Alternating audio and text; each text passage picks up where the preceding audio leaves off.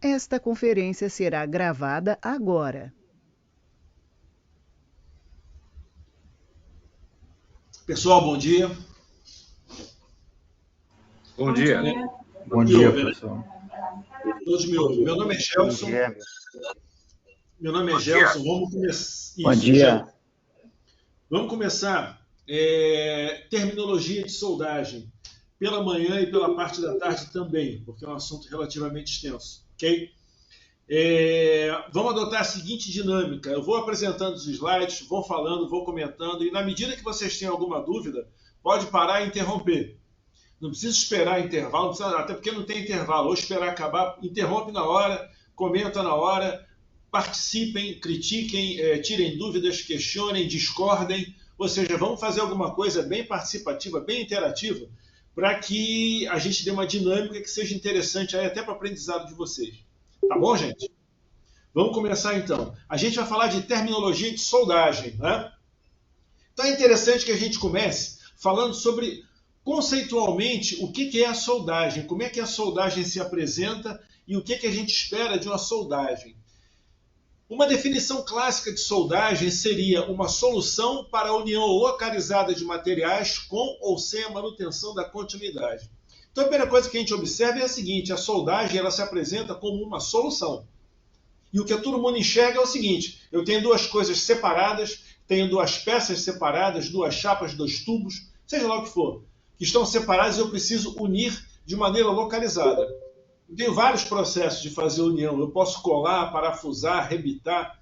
Eu tenho várias formas de unir. E uma dessas formas é a soldagem, que vai me proporcionar a união localizada de materiais.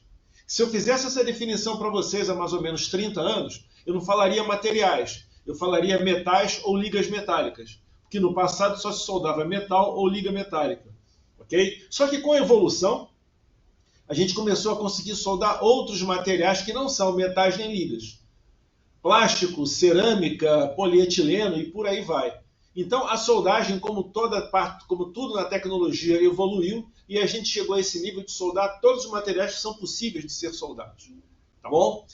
E o que a gente tem de forma esquemática é uma soldagem com ou sem manutenção de continuidade.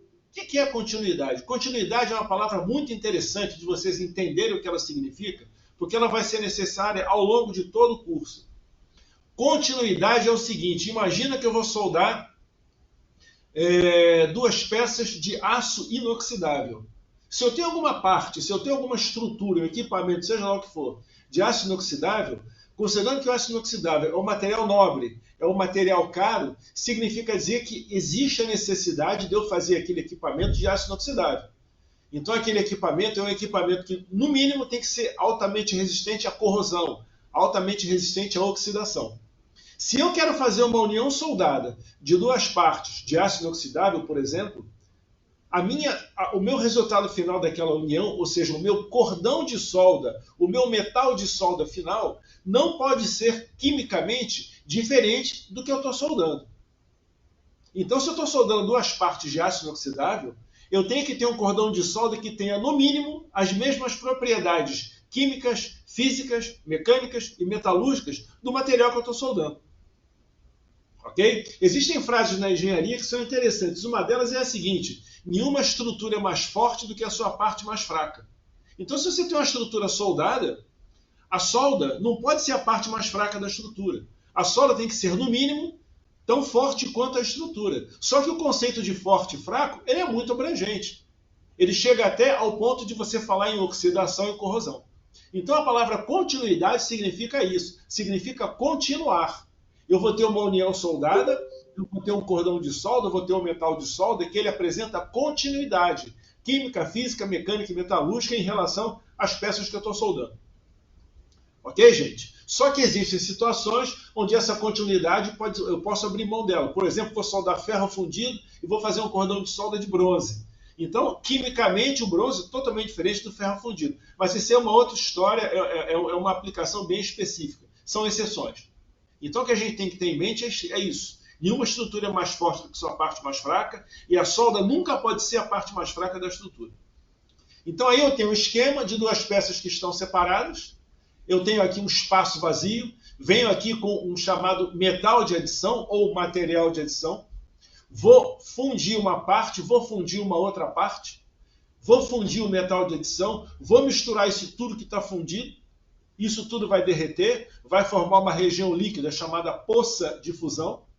Essa poça de fusão, na medida que eu vou andando, na medida que eu vou soldando, na medida que eu vou me deslocando ao longo da junta que eu vou soldar, essa poça de fusão deixa de receber calor, consequentemente a sua temperatura diminui e a poça de fusão vai esfriando e solidificando. E no final o que eu tenho é o meu cordão de solda pronto. Então, assim, de maneira simplória, bem simplória, um processo de soldagem ele é mais ou menos esse esquema que eu falei para vocês. Ok? Duas partes sólidas, adição de calor. Tá bom. Tá bom. Tem algum microfone aberto aí, por favor, vamos fechar. Gente, tem um microfone aberto aí, por favor, vamos fechar. Ok, gente? Então aqui eu tenho as peças separadas, aqui a adição de material e aqui o resultado final, que é a minha chamada junta soldada. Tranquilo? Eu falei para vocês que a soldagem ela se apresenta para fazer união localizada de materiais, ou seja, a gente pensa em coisas separadas que eu vou unir, que eu vou juntar. Só que a soldagem não se aplica só a esse tipo de coisa.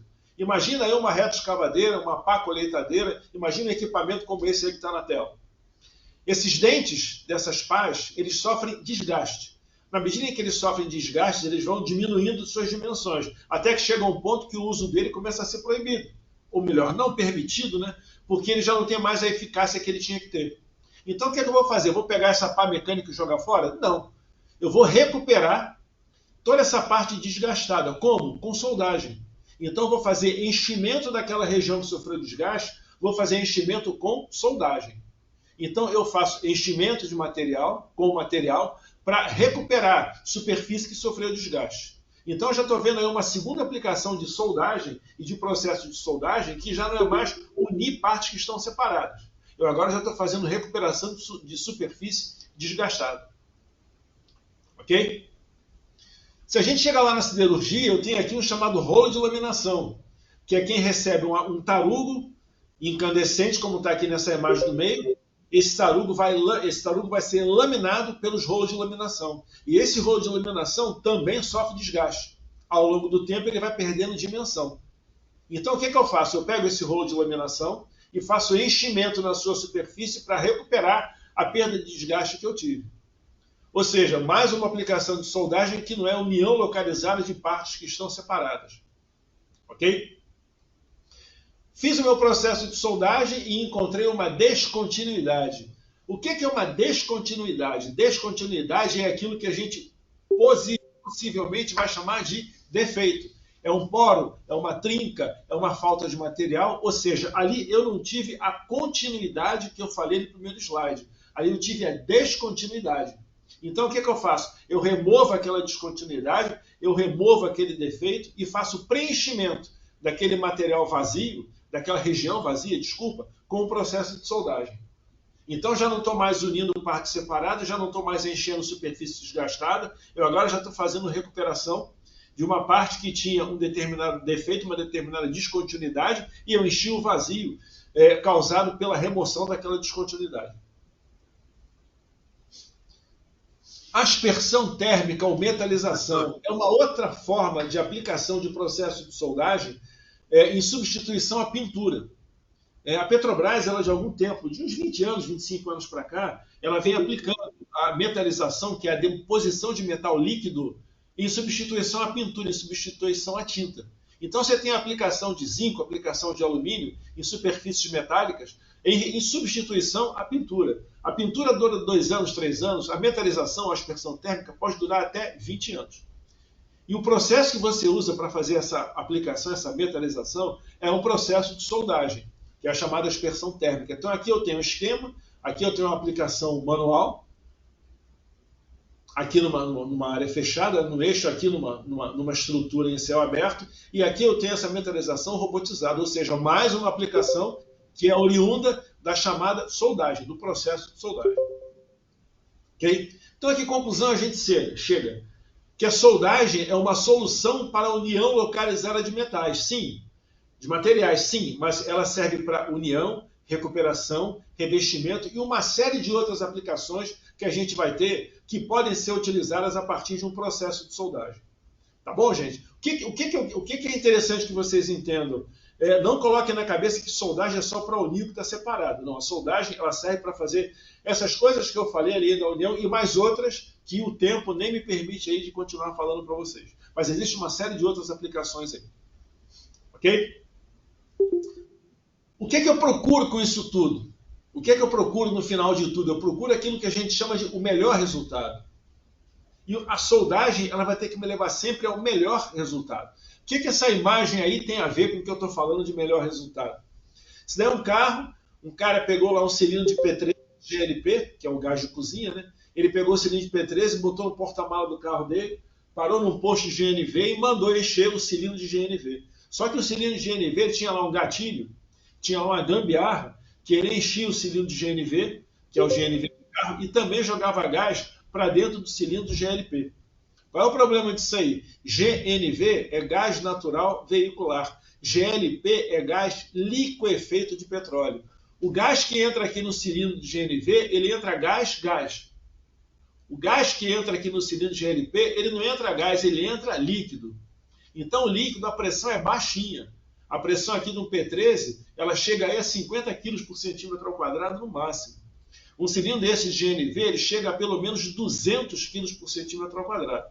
Então, quando o nosso amigo botou lá o cilindro de GLP e botou para encher no carro, chegou uma hora que o cilindro, a botija, vamos chamar de botija, né? A botija de GLP não aguentou. E a botija de GLP, o que aconteceu com ela? Ela estourou. Estourou e obviamente, ela se inutilizou. Agora, o que essa fotografia tem a ver com o que eu estou falando? Se a gente olhar aqui a botija de GLP, vocês estão vendo aqui que tem um cordão de solda íntegro? O cordão de solda está aqui, olha. Ou seja, a parte mais fraca dessa estrutura aqui não foi o cordão de solda.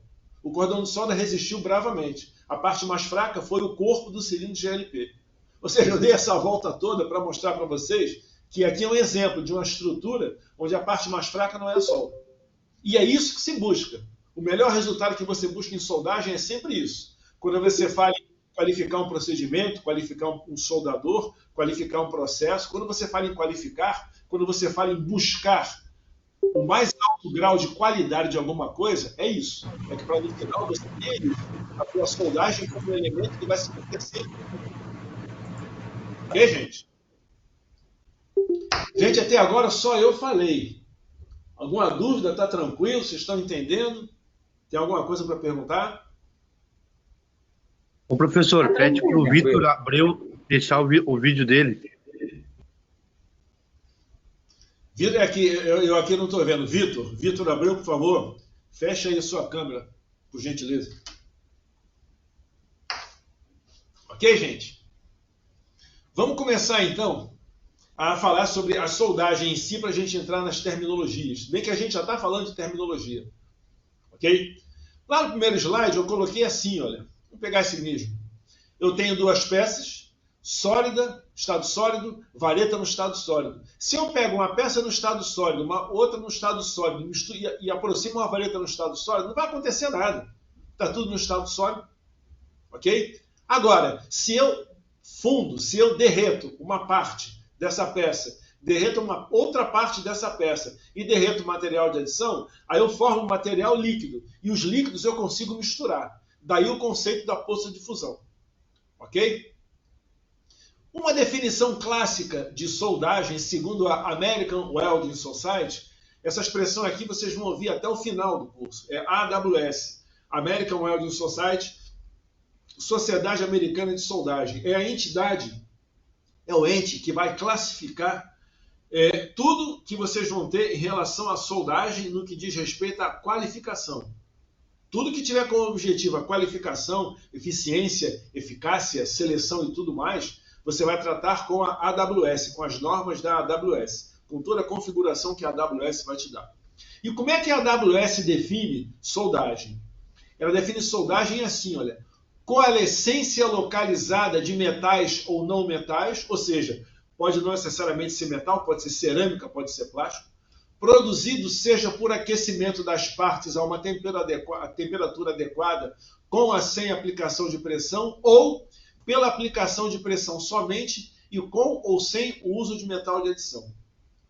É uma definição bem diferente da definição que eu dei, só que essa definição aqui está mais completa. Ok? Vamos entender isso daí. O que é coalescência? Coalescência é isso aqui, olha. Eu consigo misturar café em pó com leite em pó? Não, eles são sólidos. Agora, eu consigo misturar café líquido e leite líquido? Consigo, eles são líquidos. E a soldagem busca isso, ela busca a coalescência. O que é coalescência? É a minha parte a ser soldada sólida e o meu material de adição sólido. Os dois sólidos eu não misturo. Então, o que eu faço? Eu pego uma fonte de calor qualquer, que pode ser um arco elétrico, pode ser um maçarico, derreto o metal de adição, derreto o metal de base, promovo a coalescência desses dois materiais, eles líquidos vão se misturar, vão formar uma região chamada poça de fusão, e essa poça de fusão passa a ser uma unidade só, que é a mistura entre uma parte líquida, a outra parte líquida e um material de adição líquido. Então, gente, coalescência, embora seja uma palavra que talvez vocês estejam ouvindo pela primeira vez, é isso. É o que você faz na soldagem quando você funde, quando você derrete os materiais que você vai soldar e o material que você vai depositar. Então, a coalescência é o processo onde você vai misturar partículas durante o contato para formar uma unidade só, a partir do momento que essas partículas são derretidas, a partir do momento que essas partículas estão na sua fase líquida. Isso é que você vai utilizar. Ok? E o que é processo de soldagem? É um conjunto de interações de processos térmicos, químicos, elétricos e metalúrgicos que produzem a microestrutura e as propriedades de uma junta soldada. Então, os processos de soldagem, você tem vários processos de soldagem. Eletrodo revestido, MIG-MAG, TIG, ar submerso, oxicombustível, você tem uma série de processos. Solda por ponto, solda por laser, solda por plasma. Mas o que interessa é que esse processo faça isso. Ele tem a interação de processos térmicos, químicos, elétricos e que no final te dá uma junta soldada com o resultado que você quer, com as propriedades que você quer. Ou seja, propriedades no mínimo iguais às propriedades do material que você está soldando. Ok, gente? O que eu quero que vocês percebam é o seguinte, eu estou falando, mas tudo que eu estou falando é óbvio. Tudo que eu estou falando é lógico. Entendam essa coisa óbvia como a soldagem. A soldagem você busca o óbvio, que é juntar, é ter qualidade, é ter eficácia. Isso é que é soldagem como qualquer processo de fabricação. Ok? É que quando a gente fala em química, física, mecânica, metalúrgica, elétrica, eletrônica, a coisa começa a assustar. Não, o que você procura é óbvio. Só isso, mais nada. É a coisa mais simples possível. Engenharia, gente, engenharia é fazer o óbvio. Mais nada. Engenharia é isso, é você fazer o óbvio. É você ter um problema, resolver ele funcionar. Ponto. É só isso. Mais nada, tá? Alguma dúvida? Depois de tanto que eu falei aí? Não, professor, tranquilo. Obrigado aí pelo tranquilo, valeu. Bom, vamos começar então, terminologia de soldagem. O que a gente vai começar a fazer a partir de agora é dar nomes aos termos mais usuais em relação à soldagem, aos processos de soldagem. Ok? Aos elementos, aos equipamentos, aos acessórios que estão direta ou indiretamente ligados a tudo que gira em torno de soldagem e suas aplicações. Tranquilo? Gente, eu vou ler bastante, muita coisa que eu vou ler, que é para que vocês tenham entendimento e até se familiarizem com o conteúdo dos slides, tá bom? Professor, só uma dúvida. Sim. As definições, você está tirando da AWS de 2020 e 2010, porque elas, dependendo, elas mudam um pouco as definições, né? Aí ela... Existe uma diferença entre ciência e tecnologia. A ciência é a mesma sempre, o que muda é a tecnologia. 95% do que é definição é ciência. Então, quando eu defino para você soldagem, essa definição, a única coisa que ela mudou de 30 anos para cá é que antigamente você falava metais e ligas. Hoje você não fala metais e ligas, você fala materiais. Mas a essência da definição é a mesma. Então, a única coisa que pode mudar se surgir um processo de soldagem novo, aí você vai ter uma definição nova para aquela coisa que é nova, mas ela não existia antes. Agora, toda essa parte conceitual, toda essa parte de terminologia, ela vai estar sempre atualizada, porque ela não sofre grandes alterações, ela é ciência. O processo MIG, MAG, antigamente você não tinha o chamado metal core, agora você tem. Sim, então é uma coisa nova, que no passado não existia. Entendeu? Mas em relação à terminologia, a expressão estar desatualizado, ela praticamente não existe. O que você vai ter é o seguinte: antigamente você falava, isso a gente vai tratar ao longo do curso, processo MIG-MAG. Processo MIG, o gás é inerte, processo MAG, o gás é ativo. Então esse termo ele está entrando em desuso, porque se o gás é inerte ou ativo, pouco importa. Se o processo é MIG ou MAG, pouco importa. Para a definição isso não quer dizer nada, quer dizer para o cara que vai escolher o gás, o cara, entendeu? Então o que se faz é trocar MIG-MAG por GMAW. O que você faz é trocar TIG, tungstênio inert gas, por GTAW. Gás tungstênio arc weld. Só que isso daí é uma adequação. Você não alterou, você não corrigiu, não, você só adequou. Você só fez uma alteração para adequar a uma linguagem mais moderna. Entendeu? Agora, essa desatualização, que é a tua preocupação, não existe não. Pode ficar tranquilo. Tá bom? Os termos relacionados a seguir são apenas alguns dos termos mais usuais. Os termos técnicos, juntamente com as suas definições, são encontrados numa abordagem mais completa na AWS A3.0, que é a norma que cuida disso tudo. Os termos apresentados a seguir estão divididos em grupos, a fim de melhor direcionar o aprendizado dos alunos. Os termos estão divididos através dos seguintes grupos. Então, todos os termos eles foram divididos, que é para agrupar, que é para conceitualmente ficar mais fácil até da gente entender o que eles querem dizer. Quem são os profissionais envolvidos? Termos envolvendo preparação de junta a ser soldada, consumíveis de soldagem e corte, equipamentos, posições, técnicas de soldagem, aspectos eletromagnéticos, taxas e eficiências, região e geometria de junta, termos aplicáveis à qualificação e termos aplicáveis à soldagem como um todo. Okay? Então vamos começar na primeira expressão, que é a chamada profissionais envolvidos. Quem são os profissionais envolvidos na execução, direta ou indireta, de um processo de soldagem, de uma soldagem, de uma peça, de um equipamento, de uma estrutura, de uma manutenção? Primeiro deles, não que haja ordem para isso, né, mas é o inspetor de soldagem, que é o Welding Inspector. É o profissional qualificado e certificado e empregado pela executante dos serviços para exercer as atividades de controle de qualidade relativas à soldagem. Ok? É um profissional qualificado e certificado, empregado pela executante dos serviços para exercer as atividades de controle de qualidade relativas à soldagem. Tranquilo, gente? Você vai numa obra, nem sempre você tem só o profissional qualificado, nem sempre você tem só o inspetor empregado pela executante. Você, às vezes, também tem um inspetor que é empregado do cliente. Então, é comum você encontrar numa obra da Petrobras, você tem inspetor da Petrobras, uma obra da Shell, uma obra da GE Aviation, empresas grandes, é comum você ter um inspetor delas também, além do inspetor da empresa que está executando. Isso só quer dizer que existe uma grande preocupação em relação ao cliente, em relação ao dono da obra. E é interessante isso daí. Outra coisa que eu queria falar com vocês, eu só vou citar nome de empresa se não houver nenhum tom pejorativo, se não houver nenhum tom de crítica, se não houver nenhum tom de coisa negativa. Eu só vou citar nome de empresa sempre que a minha observação for neutra ou se for alguma coisa de caráter positivo. Se for de caráter negativo, eu jamais vou citar nome de empresa. Ok, gente? Uma coisa que eu queria chamar a atenção de vocês. Inspetor de soldagem.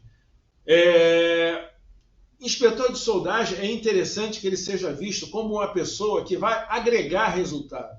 Porque é muito comum você ver um inspetor chegar, chegou o inspetor, chegou o cara que vai procurar defeitos, chegou o cara chato. Não é interessante que o inspetor se permita ser visto dessa maneira. E como é que ele faz para não se permitir ser visto dessa maneira. É quando ele agrega valor, é quando ele agrega informação, é quando a presença dele passa a ser útil, passa a ser necessária, passa a ser interessante.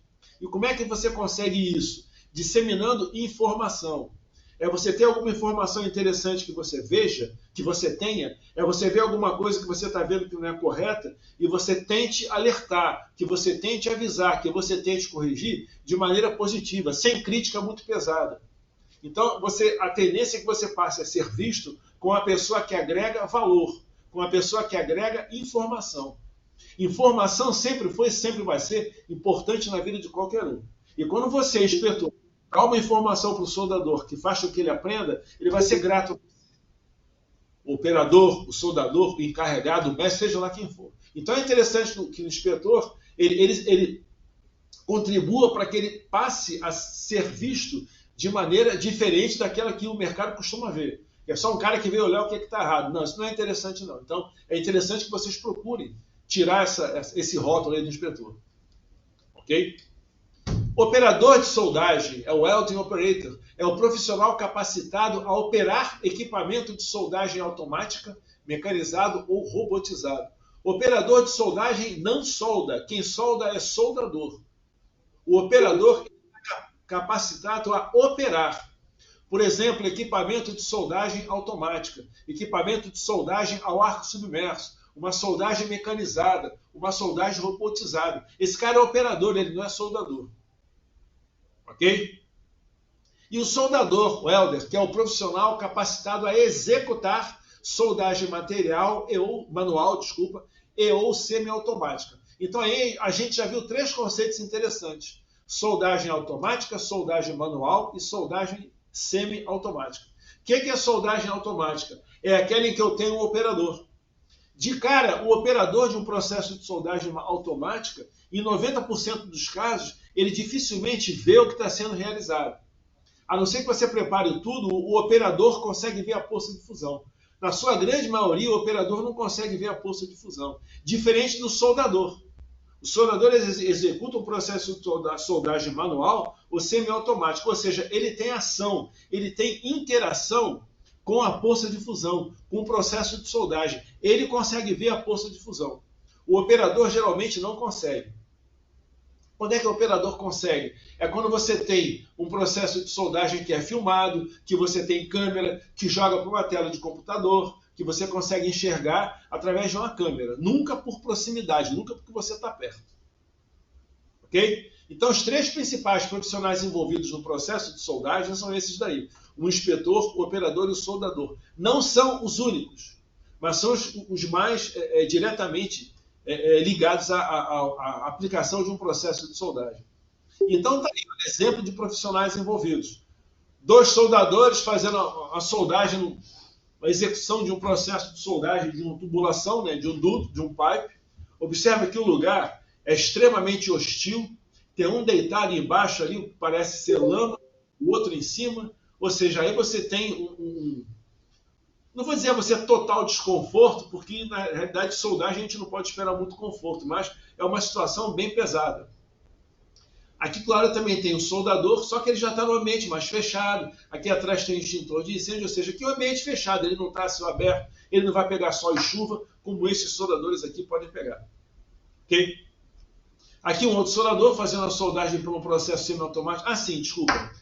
Aqui são processos manuais. Eletrodo revestido e TIG. São processos manuais. Aqui eu tenho o processo MIG-MAG, que é um processo semi-automático. Lá na frente a gente vai ver qual é a diferença disso.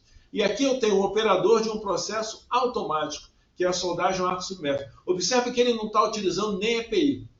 Ele não está correto, tá? Ele não está utilizando óculos de proteção. Ele devia usar pelo menos um óculos de proteção, para alguma coisa que mecanicamente pode atingir a vista dele. Mas observa que ele não consegue enxergar a poça de fusão.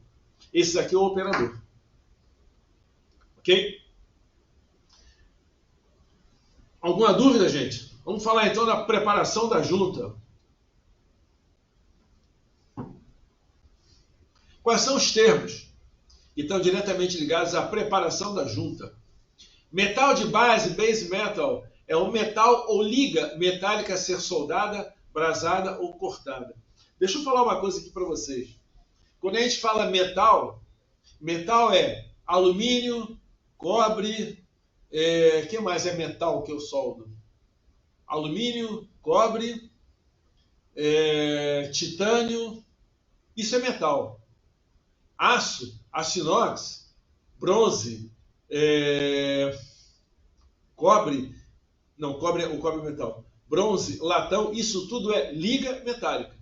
Ok? Então o metal é aquele que você encontra puro na natureza. Liga metálica é quando você junta dois ou mais metais. Então, por exemplo, aço é ferro mais carbono mais alguma coisa. Aço inoxidável é ferro mais carbono mais cromo níquel mais alguma coisa. Então você ligou metais. Então, gente, aço não é metal, aço é uma liga metálica.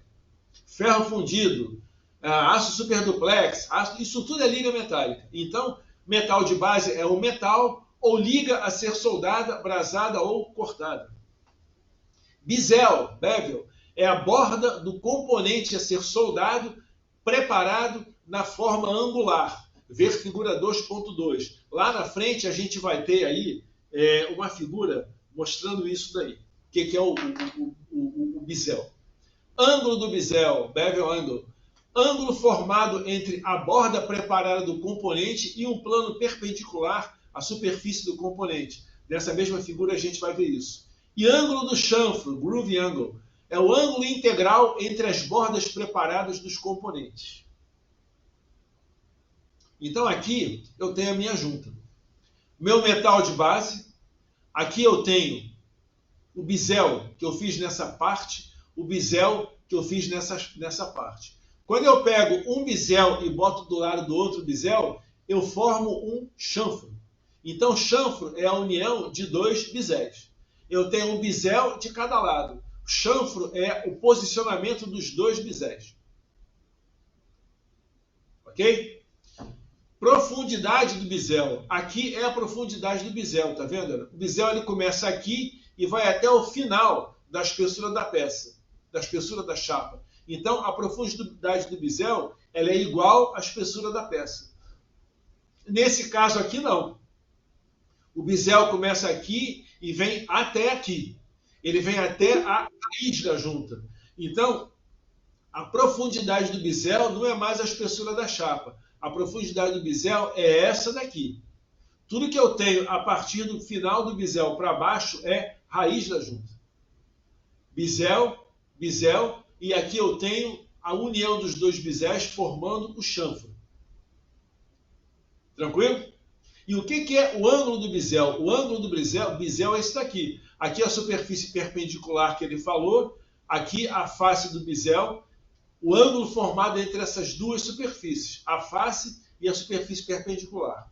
Então aqui eu posso ter, por exemplo, 30 graus e aqui do outro lado tem 30 graus.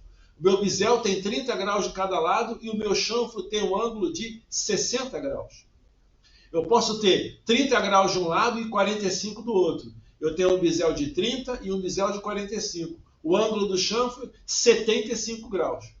Então o chanfro é sempre a soma do bezel e o bezel é o que eu tenho de cada lado. Ok? Aqui é a mesma coisa. Aqui eu tenho uma profundidade de bezel bem menor. Aqui observa que a raiz ela tem uma altura maior, uma espessura maior. Aqui eu tenho uma junta onde eu tenho ângulos diferentes, como eu coloquei aqui em cima 30 e 45. Aqui eu tenho esse ângulo de bezel e aqui embaixo eu tenho esse outro. Ok? Professor. Oi. Na letra D aqui da figura, esse ângulo do bezel, ele não coincide com o ângulo do chanfro justamente porque não tem a outra componente, correto? Ele só está fazendo um ângulo com um plano perpendicular à peça. Quando é que eu vou ter o ângulo do bezel igual ao ângulo do chanfro? Aqui, ó. Tá vendo aqui? Aqui eu tenho uma junta de topo. Tá vendo? Aqui eu tenho a junta em T. Então, olha, quem é o ângulo do bezel? É esse daqui. Quem é o ângulo do chanfro? É esse daqui. Porque aqui é um T. Então, aqui o ângulo do chanfro e o ângulo do bezel são o mesmo. Aqui, se eu colocar uma chapa aqui, ó, se eu colocar uma chapa aqui onde eu estou passeando com o mouse, o ângulo do bisel vai ser igual ao ângulo do chanfro, exatamente como está aqui. Ok? É o que você falou, é exatamente o que você falou. Aqui, a mesma coisa. O ângulo do chanfro é igual ao ângulo do bisel, a mesma coisa. Tranquilo? Então aqui eu tenho uma junta em T, aqui eu tenho a raiz. O que é a raiz da junta, hein? A raiz da junta é a parte inferior da junta, fora do chanfro, fora do bisel. Ok? Aqui eu tenho a raiz da junta, aqui eu tenho a abertura da raiz, aqui eu tenho a raiz da junta, aqui a minha abertura é 0, aqui a minha abertura ela tem uma certa dimensão, que lá na especificação eu vou definir, vou determinar. Aqui a abertura da raiz é 0. Aqui a raiz é um ponto, tá vendo? Porque ela encontra com essa chapa que está na perpendicular. Ok? Aqui está a abertura da raiz. Aqui a abertura da raiz é 0. Ok, gente? Então, quando eu faço a minha preparação de junta, vou fazer eu vou ter meu chanfro e vou ter bisel. E esses chanfros, eles vão ter várias formas, várias características geométricas. Então, eu vou ter chanfro em J, chanfro em duplo J, chanfro em U, duplo U, V, X, meio V, chanfro em K, ou chanfro reto, que é sem chanfro. Ok? Tá aqui, ó. Chanfro em J, ou J simples, né? Chanfro em duplo J. Ou seja, aqui eu tenho a letra J, aqui eu tenho o duplo J, um J em cima e um J embaixo. Aqui eu tenho o chanfro em U, faz a letra U, e aqui eu tenho o chanfro em duplo U. Duplo é sempre quando eu tenho em cima e embaixo. E simples é quando eu tenho só de um lado. Ok? Caracterizando a letra J e caracterizando a letra U. Ok? V, chanfro em V, chanfro em X ou em duplo V, chanfro em meio V, chanfro em K, ou sem chanfro, ou chanfro reto. Quem é o chanfro aqui? Não tem. Ok, gente? Então, V, duplo V, meio V, K e sem chanfro, chanfro reto. Como que? O chanfro com bordas retas. Ok, gente? Tranquilo? E professor, tranquilo.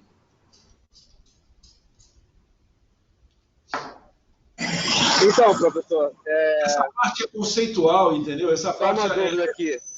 Diga. Essa questão aí, eu vi que o J e o U, eles são bem parecidos, né? Você tem como só discorrer como é que eu identifico ali essa questão do J e o U, né? Eles são, qual a diferenciação de um para o outro ali? Ficou um pouco assim... Eu vi que eles são invertidos e tudo mais, né, essa questão, mas é que a parte do formato deles. Existe uma diferença entre eles ou não?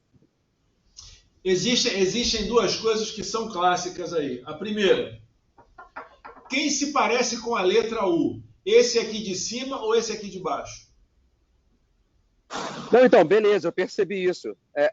A única diferença é a inversão de, por exemplo, o mirro dele, né? Seria isso? O quê? Não entendi o que você falou. A única diferenciação do chanfro em si seria o espelhamento dele, por exemplo, do formato em J e do formato em U, né? Sim. Essa seria a única diferenciação entre eles. A parte mesmo da... desculpa, pode falar. Não, existe uma outra diferença. J ou duplo J. Sempre que eu tenho o J, a outra face da peça, ela não tem chanfro. Tá vendo? J, aqui não tem chanfro. J, duplo J, aqui não tem chanfro. E quando eu tenho U, eu tenho chanfro dos dois lados. Ou melhor, eu tenho bisel dos dois lados de chuva. Quando eu tenho J, o chanfro está só de um lado. Opa! Quando tem J, eu tenho o bisel.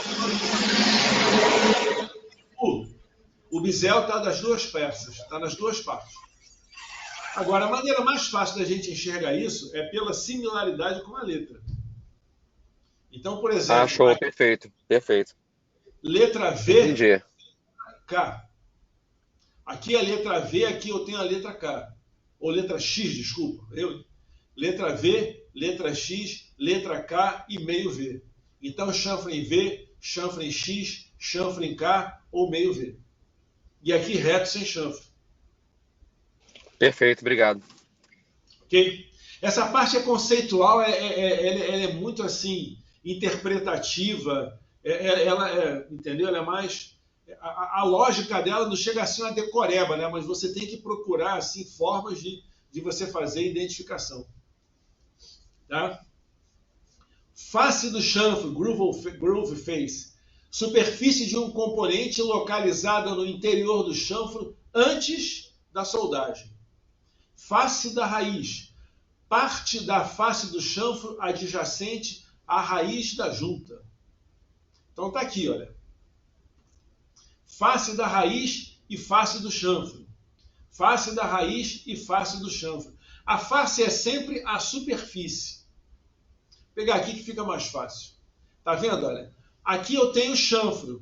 A face é essa superfície aqui, olha. Essa superfície que está mais escura. É a face do chanfre. Ok? Face da raiz. A face da raiz, o bisel vem até aqui. Deixa eu ver uma coisa. O bisel vem até aqui, olha.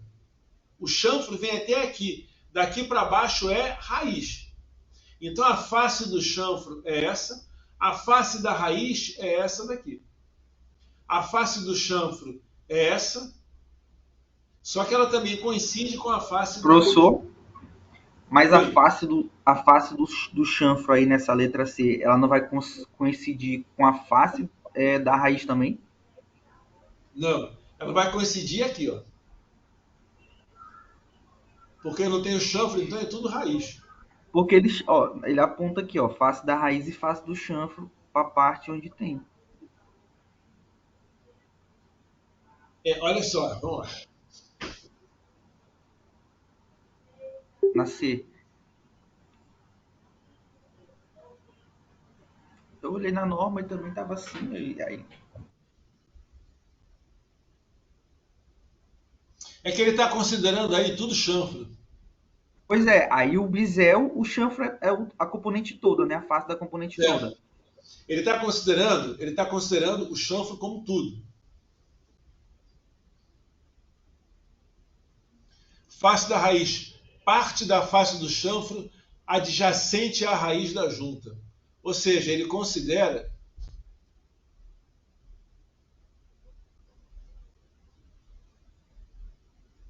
deixa eu botar aqui que está melhor. Ele está considerando a raiz como parte do chanfre. Por isso que ele diz que é adjacente.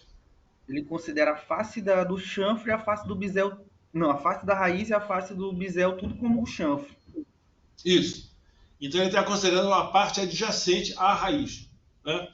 A face da raiz é parte da face do chanfre, ou seja, a face da raiz ela faz parte do chanfre. Então quando eu olho isso daqui, olha, isso daqui faz parte do chanfre. Tá vendo? Só que ela está na raiz da junta. Então ela é face da raiz e face do chanfre, porque ela é adjacente. Ok? Aqui eu só tenho face do chanfre e a minha raiz é uma linha. Tá vendo? A minha raiz aqui é uma linha. Essa linha daqui é a raiz dessa junta. Se eu chegar aqui, olha, a raiz da minha junta, ela está aqui, olha. Se eu não tivesse... Aqui eu não tenho um desenho sem... Ele chama de borda de raiz.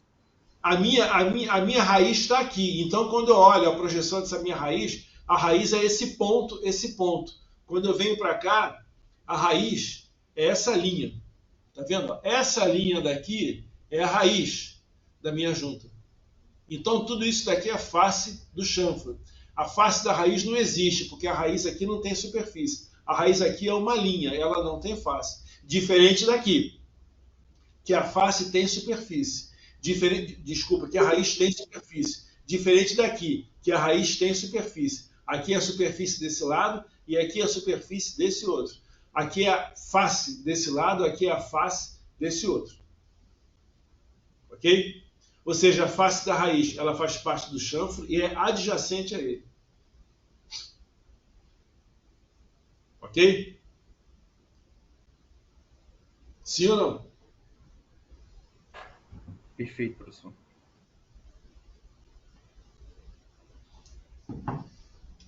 Junta, joint.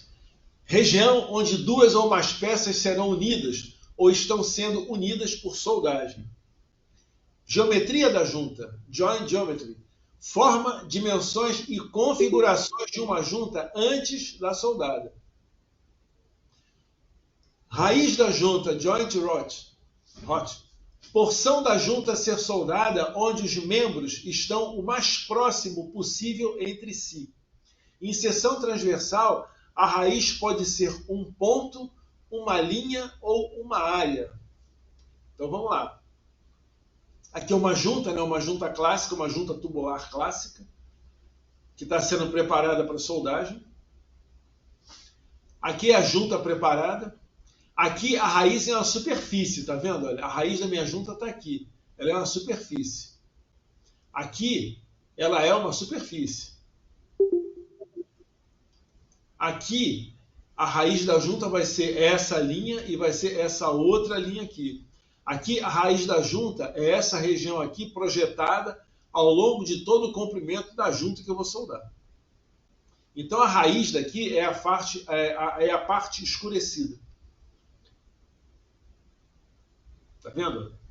Aqui a minha raiz é uma linha, tá vendo? A raiz aqui vai ser essa linha, porque ela aqui é um ponto. A mesma coisa, aqui a minha raiz vai ser essa linha, porque aqui ela é um ponto. Aqui a minha abertura na raiz é 0, aqui a minha abertura na raiz ela tem uma certa dimensão, ela tem uma certa distância, ela tem um valor. Aqui ela é 0, aqui ela pode ser 1, 2, 3, uma distância qualquer, um número qualquer. Ok?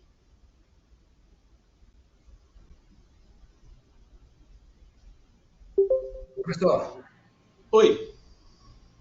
na figura D, a raiz também não é uma superfície? Figura D aqui. É. Eu posso considerar como superfície, sim. O problema é que quando você solda essa junta aí, se você partir para brasagem, você vai ter material soldado aqui em toda essa região, em toda essa superfície. Quando eu parto para uma junta com fusão, eu vou ter um cordão de solda nessa região e vou ter um cordão de solda nessa região. Você pode considerar como raiz da junta essa superfície de contato. Você pode considerar como raiz da junta. Alô? Da junta que você vai soldar. Alô? Vocês estão me ouvindo? Alô? Sim, professor, estou lhe ouvindo. Estou lhe ouvindo. Que alguém falou aí como se não tivesse ouvido. Então você pode considerar a raiz da junta como essa superfície de contato. Mas no final, você só vai ter raiz da solda nessa linha daqui, porque você não vai ter penetração em toda essa superfície. Você vai ter penetração aqui nessa linha e vai ter penetração aqui nessa que está pontilhada. Então a face da raiz vai ser essa região que está escurecida. Mas lá na sua soldagem executada, você só vai ter raiz nessa linha e nessa linha daqui. Diferente daqui, que eu vou ter raiz em todo o comprimento, em toda a linearidade do meu cordão de solda. Ok? Professor, na figura B e C, a raiz da junta, ela vai ser uma área? Na B e C. D e C. São essas duas de baixo. Não, é uma. Não, a de cima, a que o senhor comentou agora, é o que está em chanfro reto. Essa daqui? Não, Essa aí. Sim. E essa de baixo? Tranquilo. É uma área. Essas duas, sim. Ok? Ok, professor. Obrigado. Aqui eu tenho a abertura da raiz. A abertura da raiz é essa distância que eu tenho na raiz, é a separação entre as duas peças que eu vou soldar, é a mínima distância que separa os componentes a serem unidos por soldagem ou processos afins. É o joint opening, é a abertura aqui da junta, que é a abertura na raiz. Ok? Aqui eu tenho essa abertura na raiz, aqui a minha abertura na raiz é 0. Eu não tenho uma abertura na raiz como eu tenho aqui.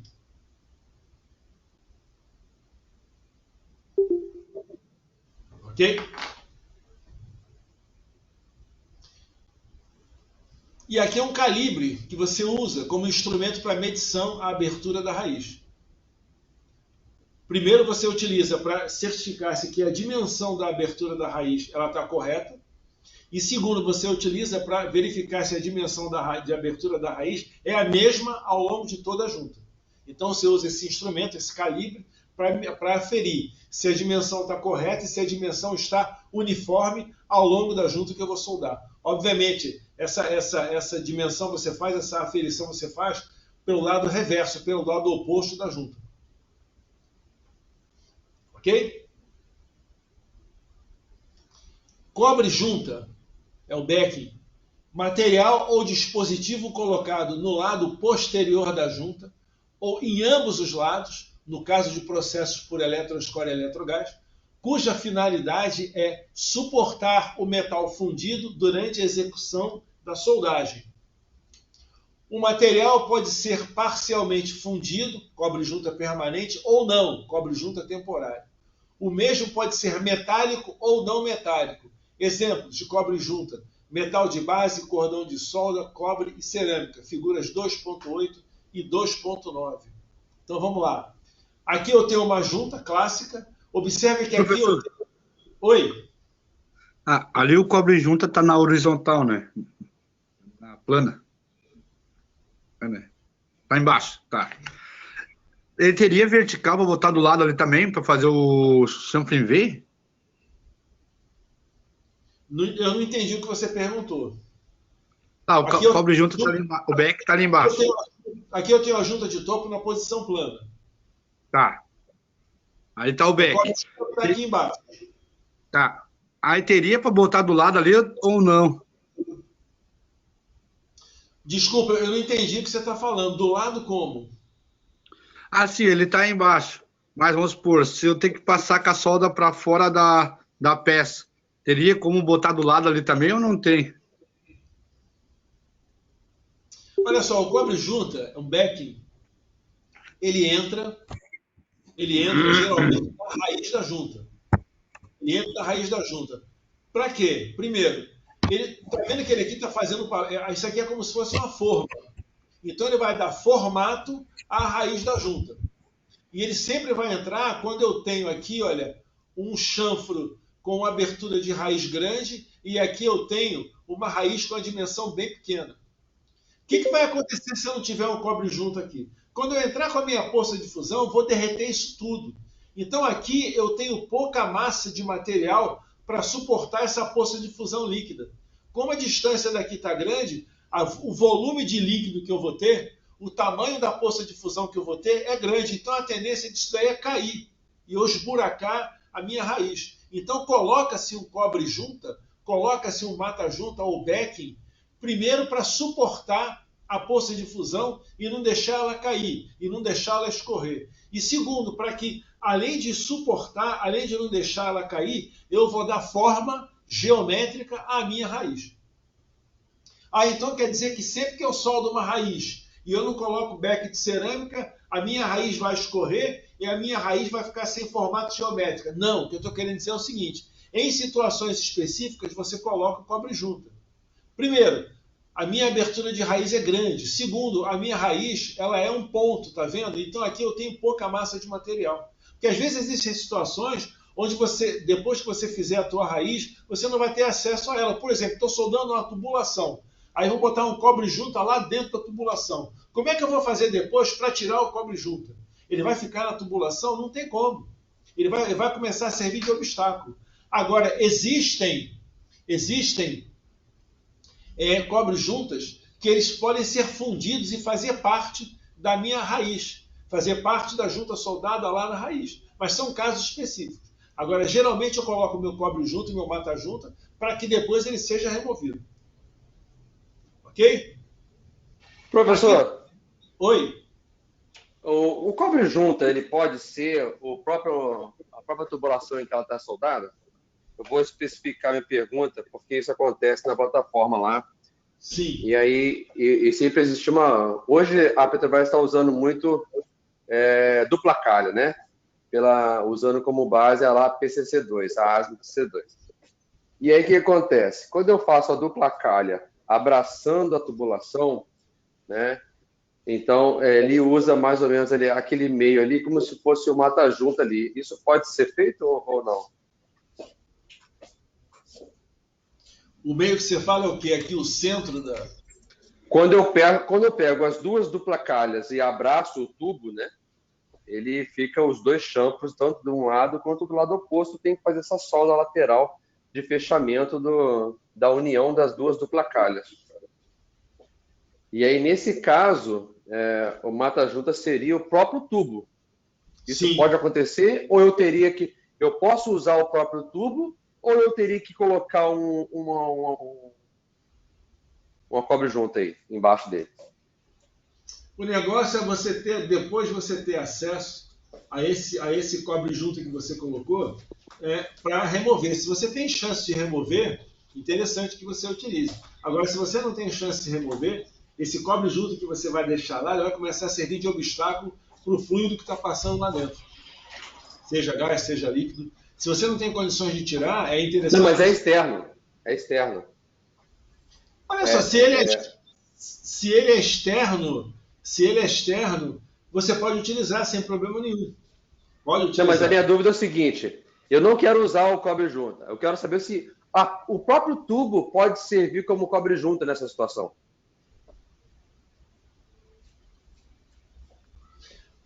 Cara, tem que olhar a geometria da junta, tem que dar uma olhada,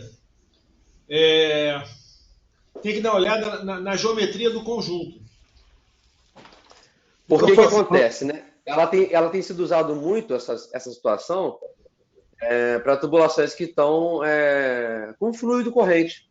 Então, o cara identificou uma baixa espessura lá, com o inspetor com a baixa espessura, e a gente faz um reforço usando uma dupla calha, né? Então, se tem um tubo de 3, a gente pega um tubo de 4, conforma ele, faz duas celas, né, que vão encontrar uma com a outra, né, abraçando o tubo, e eu faço tanto a solda lateral de um lado do outro, como a de fechamento.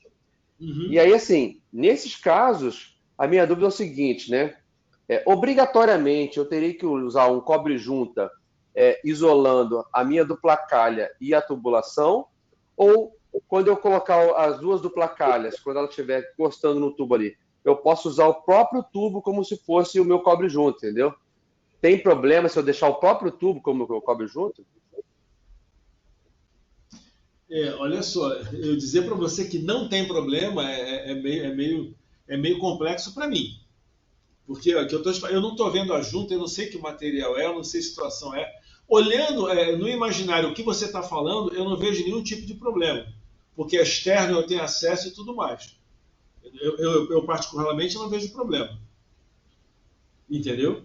Agora, não, entendi. Beleza. Eu não posso ser a gente usa assim, entendeu? Eu sei. Uhum.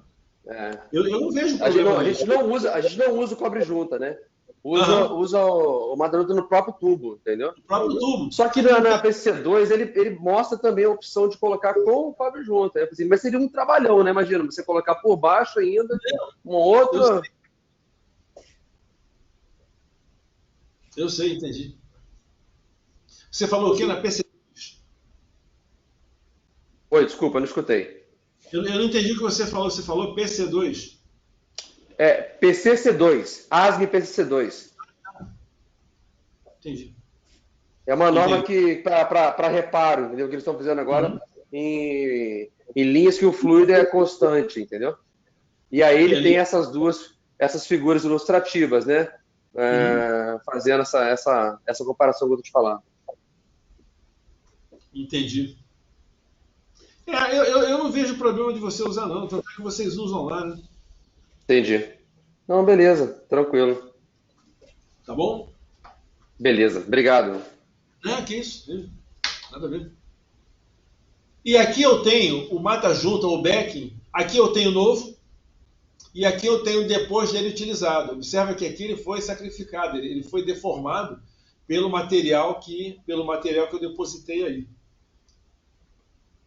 Geralmente são becks de cerâmica que vem uma fita adesiva de alumínio, que é uma cola, né, que você coloca lá na junta para que ela não destaque e você consiga fazer a sua soldagem. Ok? Preparação da junta, ainda em preparação de junta, nomenclatura, junta de topo. Junta entre dois membros alinhados aproximadamente no mesmo plano, ou seja, quando as duas espessuras se topam.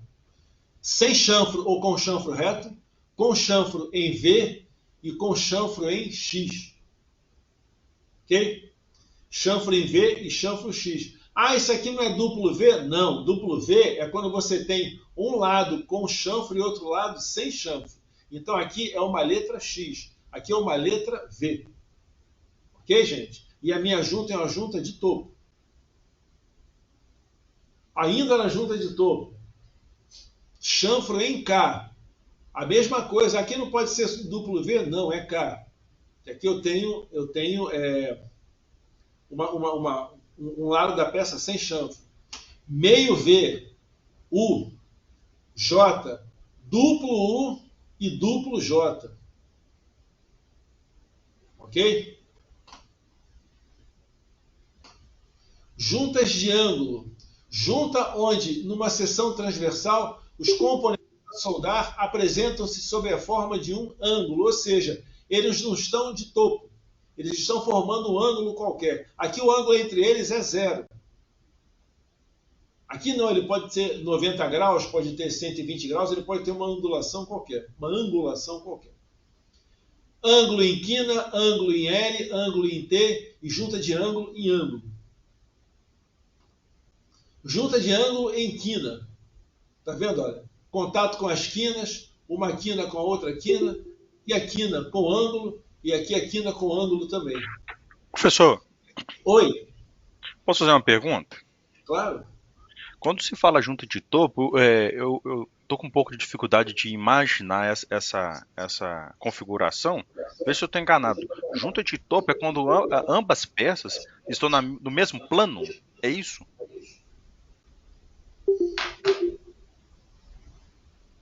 Não necessariamente. Porque nessas figuras todas aqui são juntas de topo, você vê que o chanfro em K e chanfro em V, as peças estão todas sempre no mesmo plano. É isso que define a junta de topo? Deixa eu ver uma coisa aqui.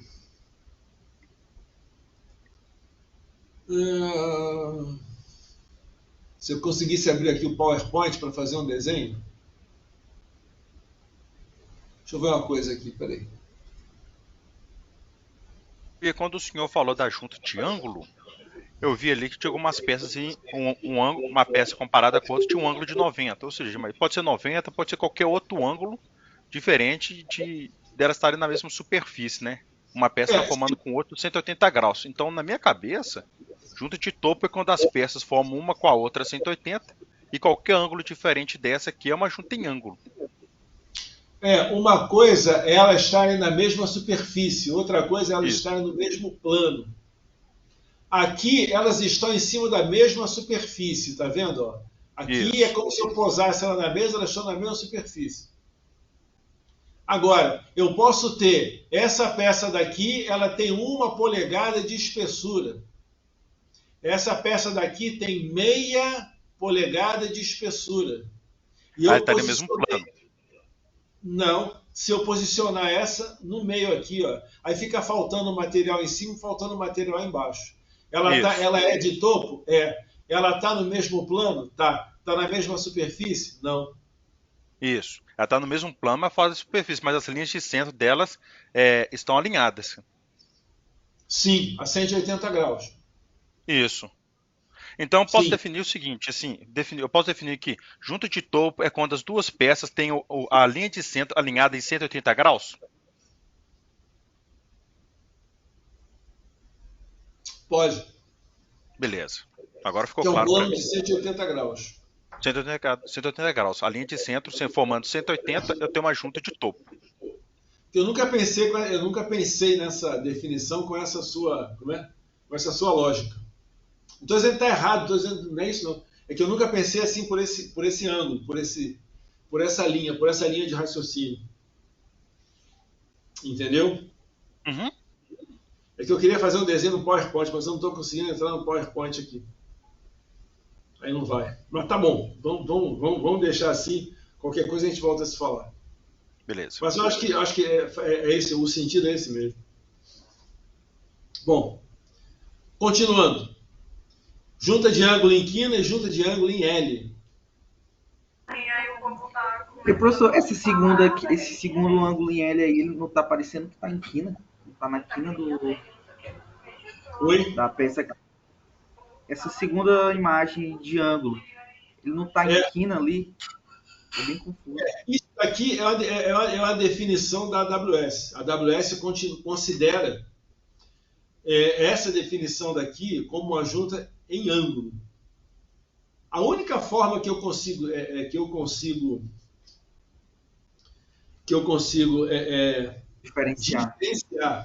diferenciar esse tipo de junta desse tipo de junta aqui, ou desse tipo de junta aqui, é que aqui, embora eu tenha 90 graus, aqui as minhas quinas elas formam uma linha a ser soldada. Aqui não, aqui eu vou ter um chanfro aberto. Aqui eu tenho bisel, aqui eu não tenho bisel. Mas isso é uma definição da AWS. Ela considera que essas duas aqui são juntas em ângulo, e aqui ela considera essas quatro como juntas em quina. Verdade, professor, nunca tinha pensado por isso. Isso aí tem que decorar, não tem jeito. Entendeu? Junta de ângulo em T, ou seja, as duas peças formam a letra T, e junta de ângulo em ângulo, onde a aba e a alma elas não formam 90 graus, elas formam um ângulo entre si. Aqui as duas formam 90 graus. 90 graus entre a alma e a aba da vida, e aqui eu não tenho 90 graus, eu tenho ângulos diferentes entre a aba e a alma da vida. Ok? Uma junta de ângulo em T e aqui uma solda em ângulo. Ok? Junta de aresta é quando eu tenho superfícies sobrepostas e eu vou soldar nessa linha daqui, eu vou soldar nessa aresta aqui. Tá vendo? Vou soldar aqui, vou soldar aqui, eu vou soldar na aresta da peça, na aresta da chapa. Vou soldar aqui e vou soldar aqui. Aqui eu tenho chanfro em V, aqui eu tenho meio V, aqui eu não tenho chanfro. Ok? Junta sobreposta é quando eu tenho as peças sobrepostas, é quando eu tenho uma peça sobre a outra. Junta formada por dois componentes a soldar, de tal maneira que as suas superfícies se sobrepõem, ou seja, elas estão sobrepostas. Uma peça com a superfície sobre a outra. E aqui no caso eu vou ter uma junta, um cordão de solda aqui e outro aqui. Aqui é a mesma coisa, aqui é a mesma coisa. Aqui eu posso ter cordão de solda aqui embaixo, eu posso ter 4, aqui 2, aqui 2. Ou seja, eu vou ter a minha sobreposição sempre com o meu cordão de solda aqui. A exceção disso daí seria a junta soldada sobreposta em tubulação, de que vai trabalhar para, por exemplo, mecânica de refrigeração. Mecânico de refrigeração, quando faz troca de compressor, ele solda o tubo de cobre com junta sobreposta. Ele bota um tubo dentro do outro. Aquela junta ali é sobreposta. Só que aquela soldagem ali é diferente da soldagem clássica que a gente está tratando aqui. A junta sobreposta lá do mecânico de refrigeração, na realidade, ela é chamada de brasagem. O que é a brasagem? Brasagem é quando eu vou soldar duas peças e eu só tenho a fusão do material de adição. Eu não tenho a fusão do metal de base. Isso é a brasagem. Então, quando o mecânico de refrigeração ele vai trocar compressor de geladeira, de freezer, coisa parecida, quando ele vai fazer soldagem de junta sobreposta de cobre, tubulação, geralmente é tubulação de cobre, ele faz uma soldagem localizada onde só o material de adição se funde. O nome disso daí é brasagem. Diferente dessas juntas que eu estou mostrando para vocês, aqui eu não tenho brasagem, aqui eu não tenho tubulação. Aqui eu vou ter uma soldagem mesmo com a fusão do metal de base e a fusão do metal de adição. Diferente lá da brasagem. Aqui, por exemplo, chapa, eu não tenho tubo. Sim. Então, no desenho ali de cima seria face convexa, por causa que seria uma... ali tipo de um chanfre e o outro ali seria reto? Em qual que você está falando? Nesses dois primeiros ali em cima, que tem a... Esse no lado e esse? parece que é uma... Esse e esse. Esses dois? Sim, aí isso seria uma junta convexa, um chanfre convexo, quer dizer? Não. Nada a ver. Eu nunca ouvi esse termo. Porque tipo assim, ali seria seria reto e ali teria tipo um chanfro ali no outro lado? Aqui?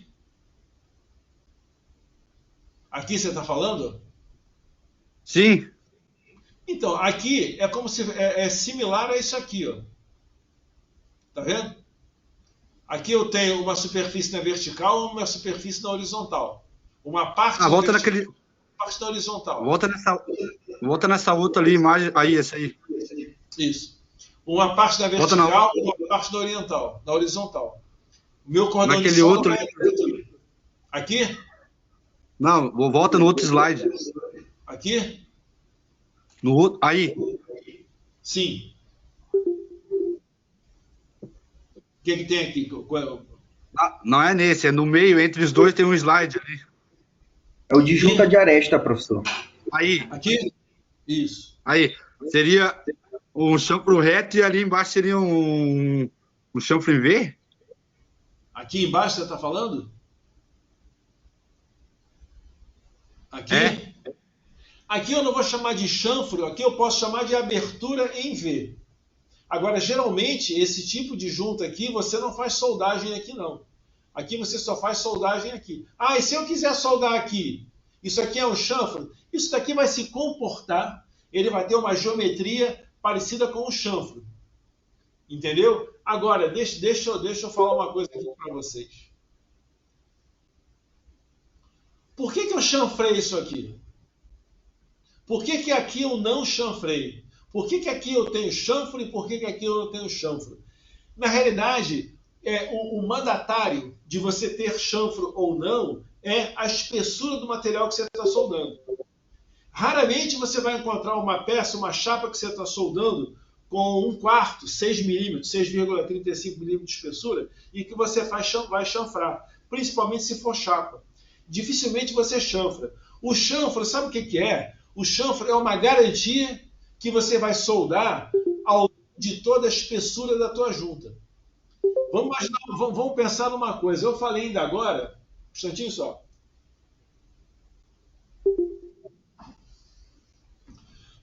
Desculpa, eu fui tomar um gole d'água. Desculpa aí, gente.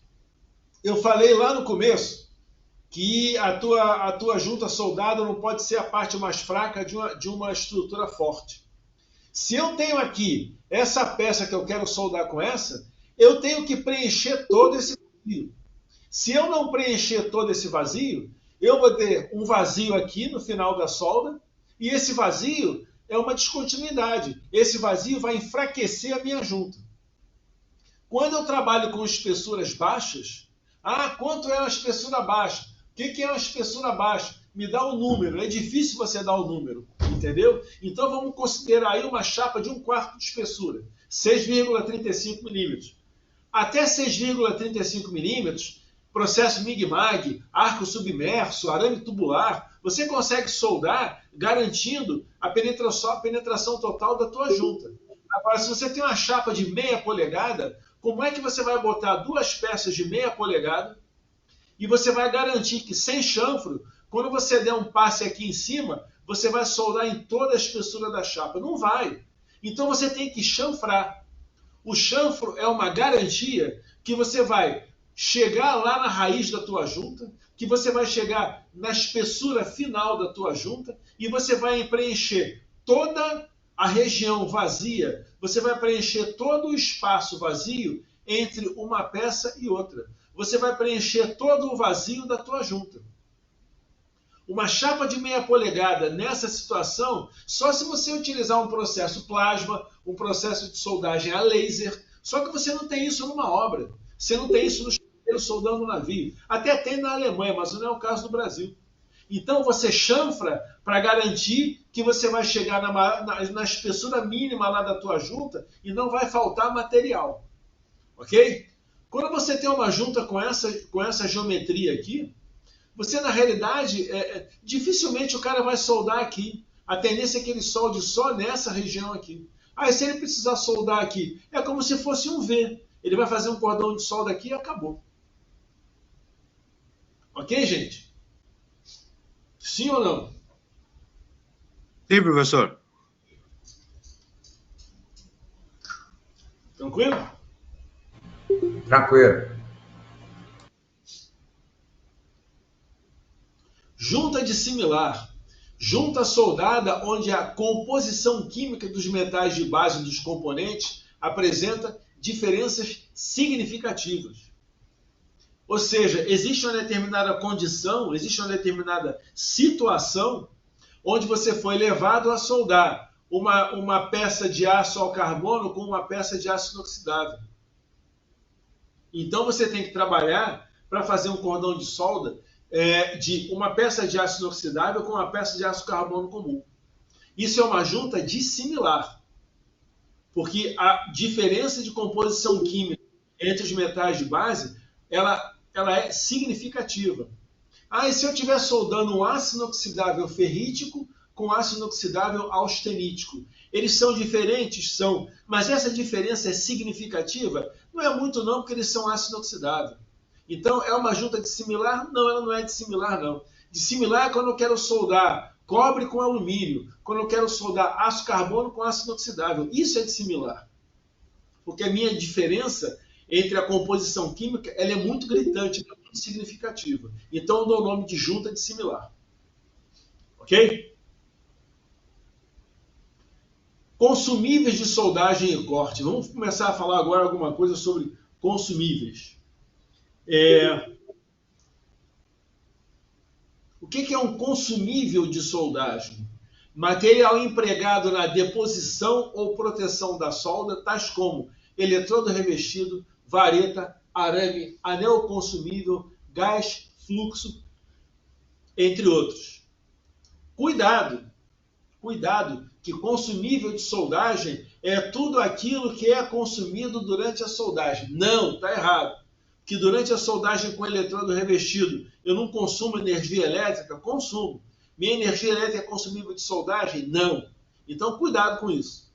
O consumível, ele é o material. Energia elétrica não é material. O consumível é o material empregado na deposição ou proteção da solda. Então, por exemplo, eletrodo revestido, a vareta de soldagem TIG, a vareta de soldagem oxicombustível, o arame MIG-MAG, o anel consumível para abrasagem, gás de proteção, fluxo para isso tudo é consumível. E aí embaixo eu tenho uma série de exemplos. Eu tenho arame tubular, eu tenho vareta oxigás, eu tenho eletrodo revestido. Ok? O eletrodo de tungstênio, professor, é consumível? Oi? O eletrodo de tungstênio. Se ele é consumível? Isso. Vamos lá. Onde é que eu uso eletrodo de tungstênio? Soldagem TIG. Soldagem TIG. Se eu quiser depositar material de adição, como é que eu faço para depositar? Com a vareta. Com a vareta. Então, quem é o material de adição aí? É a vareta. O eletrodo de tungstênio, ele é consumível? Não. ele sofre desgaste ao longo do tempo. Ele sofre desgaste ao longo da soldagem. Aí deforma a extremidade dele, eu tenho que pegar o eletrodo, tenho que ir lá no esmeril, ou tenho que pegar um afiador de eletrodo para fazer a ponta no eletrodo e recuperar a geometria dele. Ele sofre desgaste? Sim. Ele sofre consumo? Não. Ele é consumível? Não. Ok? Por que essas varetas, aqui está colocado como vareta oxigás, mas vamos caracterizar também como vareta TIG. Por que essa vareta aí está com a ponta dobrada? E sabe? Para quando tu for soldar, alguém que chegar atrás de ti não bater no rosto, no olho. Exatamente. Essa vareta aí é o seguinte, o cara está soldando pelo processo TIG, numa obra, numa bancada, coisa parecida. Suponha que não tem essa dobra aqui na vareta, e chega alguém para falar alguma coisa com ele e ele não vê. Quando ele tirar a mão da soldagem, porque ele vai falar com essa pessoa, ou mesmo chegou e a pessoa vai falar com ele, ele pode puxar a vareta para cima e a vareta ir na vista da pessoa, e furar a vista da pessoa, como já aconteceu. Então, recomenda-se sobre o aspecto de segurança que a vareta para soldagem TIG, ou a vareta para soldagem oxicombustível, ou qualquer outra vareta que você use assim, ela tem a sua ponta dobrada, para que caso ela bata na vista de alguém, ela não faça perfuração. Esse arredondado aqui não vai furar a vista de alguém. Vai só dar um susto, a pessoa pode se machucar muito de leve, mas não pode causar nenhum dano mais sério. Ok? Então essa dobra aí é sob o ponto de vista de segurança. Já teve Professor, gente... Oi. Aconteceu na minha empresa ali de eu estar lixando com escovão de aço, soldei e estava lixando. Só que eu estava com a máscara de solda. Aí a hora que eu virei, o guri chegou para falar comigo e eu bati com o escovão no rosto dele sem querer. Caraca. Algum dia você pensou na sua vida que isso poderia acontecer? Com certeza não, né? Não, só que aí ele chegou sem avisar, né? Então, você algum dia pensou que isso poderia acontecer? Com certeza não. Mas os problemas dos acidentes é esse, eles acontecem. A gente, por mais que você se previna, por mais que você vai acontecer, infelizmente é assim. Infelizmente. Entendeu? Com a vareta, já aconteceu de eu estar falando sobre isso aqui em outras participações minhas, e pessoas que estavam assistindo deram exemplo de que viram isso acontecer na sua empresa. Assim como já aconteceu da pessoa falar que na empresa dele é proibido fazer isso. Por que é proibido? Porque essa dobra que você faz aqui, você no final vai jogar fora. E a empresa recomenda que você pegue todos os restos de vareta, solde um no outro e faça uma vareta nova. É proibido você fazer isso? Não, você pode juntar vários restos de vareta e fazer uma vareta nova, não tem problema nenhum. O negócio é que você comparar a economia que você tem com a possibilidade de você furar o olho de alguém, essa comparação para mim não existe, mas é uma regra da empresa que a pessoa trabalha. Então eu vou respeitar a empresa. É uma regra deles, eu não posso ser contra. Eu não posso condenar, entendeu? Então vamos respeitar, mas a recomendação aqui é sob o ponto de vista de segurança, só isso. Ok? Aqui eu falei em material de edição. O que é o material de edição? Metal ou liga a ser adicionado para a fabricação de uma junta soldada ou brasada. Isso é o material de edição. E aqui eu tenho uma série de materiais de edição. Observe que ele já está começando a utilizar a palavra soldada e a palavra brasada. Brasada vem de brasagem, é quando só o seu material de edição funde, o metal de base não funde. Então aqui eu tenho uma série de exemplos de consumíveis de soldagem que são material de edição. O material de edição está aqui, olha. Eletrodo revestido, vareta, arame e etc. Aqui eu tenho arame enrolado em bobina, aqui eu tenho arame enrolado em bombona, tonel, tambor, eu tenho tudo quanto é tipo aí de material de edição para fornecimento no mercado. Ok? Eletrodo para soldagem ao arco. Arco é o welding electrode. Componente do circuito de solda através do qual a corrente é conduzida entre o porta-eletrodo e o arco, propiciando a abertura e a manutenção do arco elétrico. Eletrodo nu ou arame, bar electrode. Metal de adição consistindo de um metal ligado ou não, produzido na forma de arame, fita ou barra, e sem nenhum revestimento ou cobertura nele aplicado, além daquele concomitante à sua fabricação ou preservação. O que é eletrodo?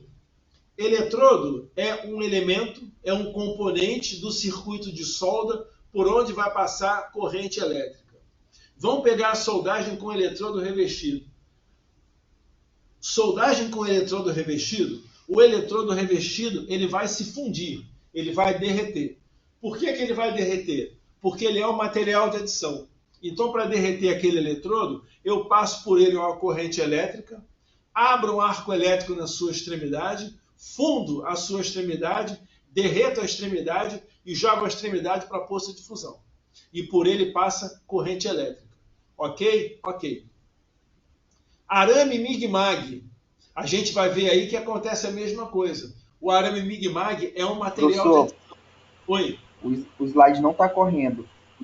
Está aqui em eletrodo nu ainda. Não, mas eu estou nele ainda. Ah, tá nele, né? Desculpa. Não, eu estou nele ainda. É que eu quero explicar o que é eletrodo nu, o que é eletrodo. Entendeu? Então, quando você pega lá o Mig-Mag, você tem um arame enrolado numa bobina que é consumível, que vai derreter e que vai fazer parte do teu corredor de solda. Bacana. Agora, vamos para o processo TIG.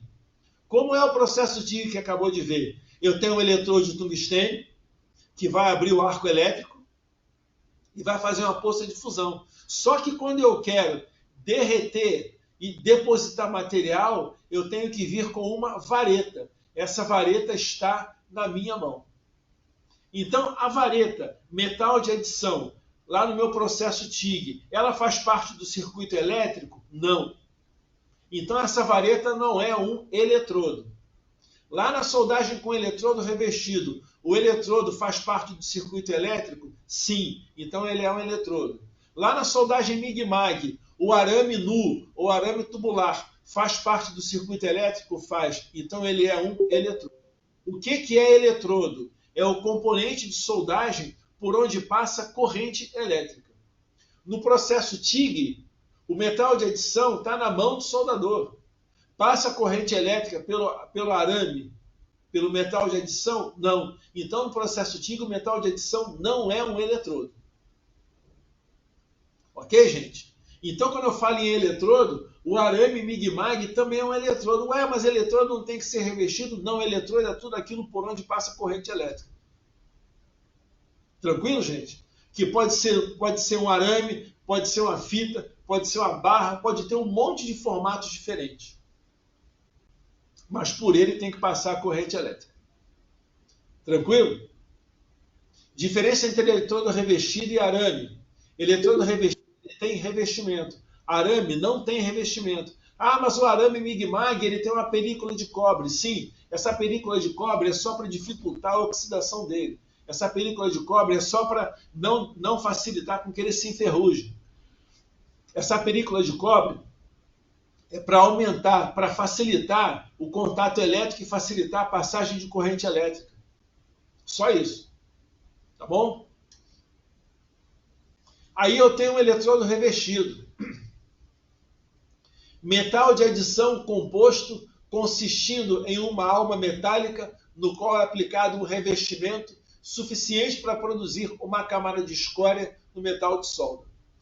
O revestimento pode conter materiais que formam uma atmosfera protetora, desoxidam o banho, estabilizam o arco e que servem de fonte de adições metálicas à solda. Então, quando eu tenho um eletrodo revestido, aí é a geometria do meu eletrodo revestido. Aqui eu tenho a parte metálica e por fora eu tenho o revestimento dessa parte metálica. A parte metálica é chamada de alma, que é a parte interna, e o revestimento que reveste essa alma é chamado de revestimento do eletrodo. Ok? Então eu tenho alma metálica e o revestimento do eletrodo. Não, a anatomia do eletrodo revestido. Professor, Sim. Pode falar. essa parte sem revestimento aí também pode ser chamada de ponta de pega, né? Essa daqui. Professor? Oi, essa ponta daqui, ó. Que eu estou passando aqui no slide. Essa daqui, sim. É a ponta de pega, por quê? Porque é onde eu vou prender o porta-eletrodo. Por que existe essa ponta de pega aí? Por que eu tenho que prender o meu porta-eletrodo aí? Por que se eu prender o porta-eletrodo fora daqui, eu não consigo soldar? É porque o revestimento é isolante. O revestimento é isolante elétrico. Então, por ele não passa corrente elétrica. Se eu pego o porta-eletrodo e prendo em cima de uma região do eletrodo onde não passa corrente elétrica, eu não vou conseguir abrir o arco elétrico. Então, essa chamada ponta de pega, essa extremidade da alma do eletrodo, é onde eu vou prender o meu porta-eletrodo, porque ali eu tenho passagem de corrente elétrica. Meu revestimento é isolante. Então, se eu prender o porta-eletrodo no revestimento, não vai acontecer nada. Eu não consigo abrir arco. Ok, gente? Então, a anatomia do revestido é essa daqui. Alma metálica e revestimento. Aqui, olha, tá vendo? Aqui é a ponta de pega que você falou. Aqui é a alma metálica e aqui é o revestimento. Ok? Alma do eletrodo. Núcleo metálico de um eletrodo revestido, cuja seção transversal apresenta uma forma circular maciça. Está aqui ela. Uma forma circular maciça. Está aqui. É esse arame aqui. Revestimento do eletrodo. Material sob a forma de pó estrudado ao redor da alma do eletrodo, consistindo de diferentes tipos de substância que tem como função estabilizar o arco, gerar gases, formar escória, fornecer elementos de liga e fixar o revestimento. Então, gente, quando eu chegar lá em processo de soldagem com eletrodo revestido, eu vou falar bem mais do revestimento do eletrodo. O revestimento do eletrodo ele tem mais ou menos 20 funções. Então, ele tem a participação em 20 aspectos, em 20 pontos durante a minha soldagem. Então, o revestimento de eletrodo é extremamente importante. Tem que ser tratado com muito cuidado. Lá em eletrodo revestido, em processo de soldagem com eletrodo revestido, e depois lá em consumíveis, eu vou falar sobre classificação AWS e sobre características de revestimento. Ok? Aqui um outro tipo de consumível, que é o chamado eletrodo tubular ou arame tubular. É um arame tubular, ou seja, ele é um arame em forma de tubo. Ou seja, no seu interior você tem um tubo. E esse tubo ele tem um fluxo parecido com o revestimento do eletrodo. Eletrodo tubular ou arame tubular. Metal de adição composto consistindo em um tubo de metal ou outra configuração oca, contendo substâncias que produzem uma atmosfera protetora, desoxidam o banho, estabilizam o arco, formam uma extensa cobertura de escória e que também podem contribuir com elementos de liga para o metal de solda. Proteção adicional externa pode ou não ser usada. Se a gente olhar aqui um arame tubular, ele é parecido com um eletrodo revestido ao contrário, onde a minha parte metálica está fora e a minha parte de revestimento ela está dentro. Ou seja, ela está na parte interna.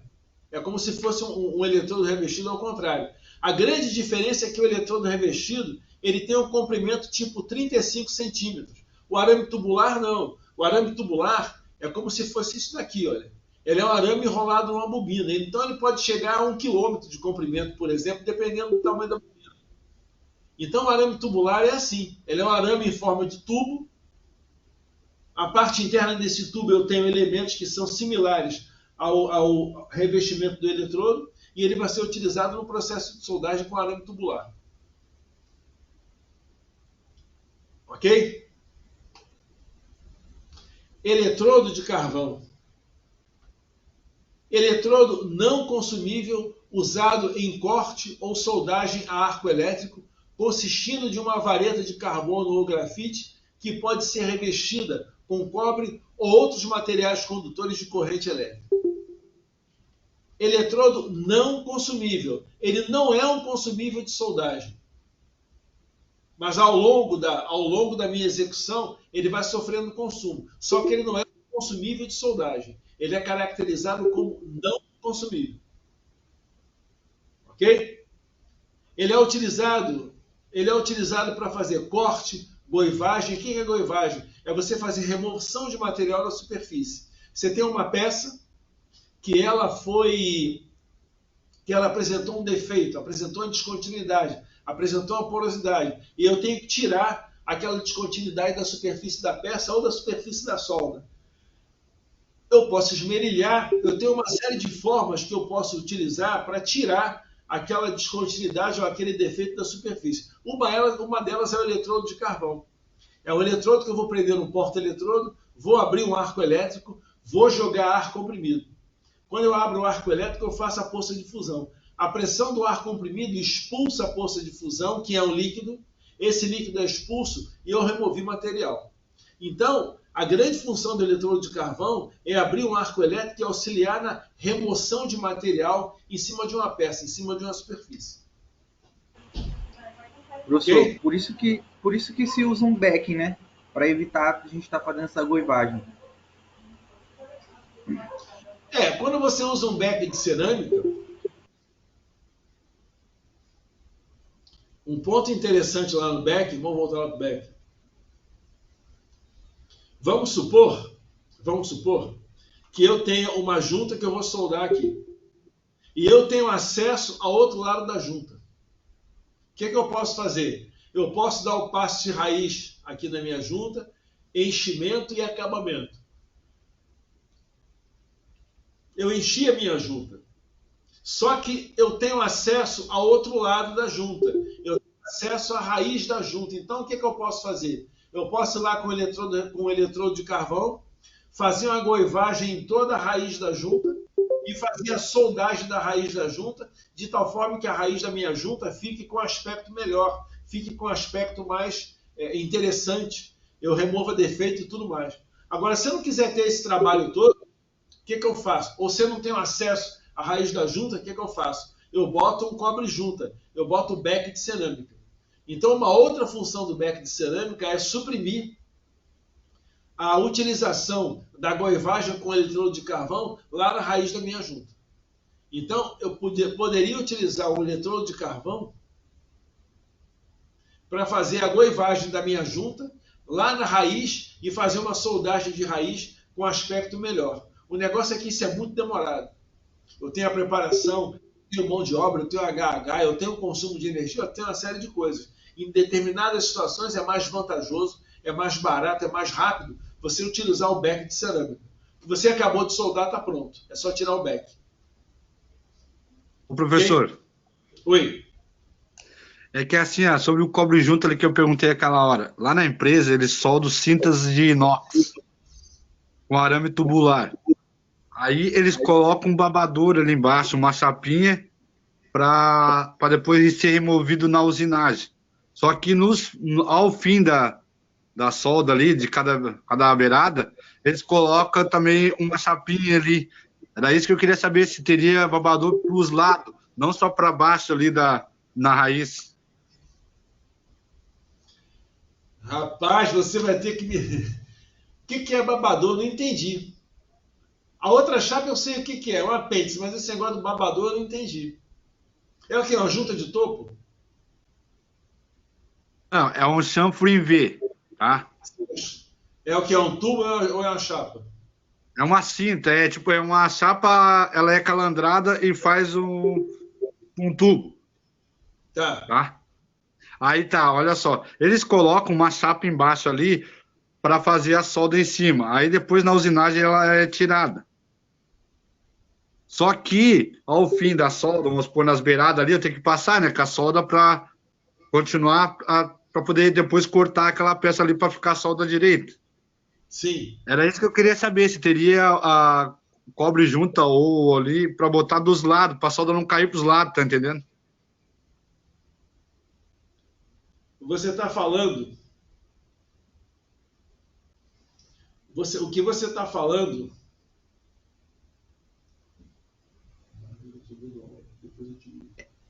pelo que eu entendi é o seguinte,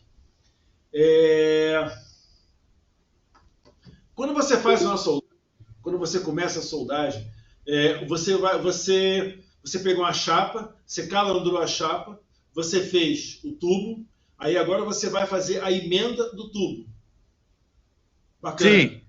Quando você faz soldagem, no momento em que você abre o teu arco elétrico, você gera a sua poça de fusão.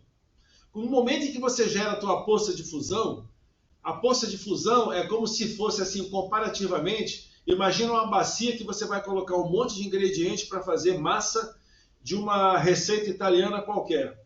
No momento em que você coloca todos os ingredientes, você tem que começar a misturar aquela massa para que todos aqueles ingredientes reajam, interajam entre si, e no final você tem uma massa pronta. Poça de fusão é a mesma coisa. No instante em que você abre o arco elétrico, no instante em que você abre a poça de fusão, a tua poça de fusão não está homogênea.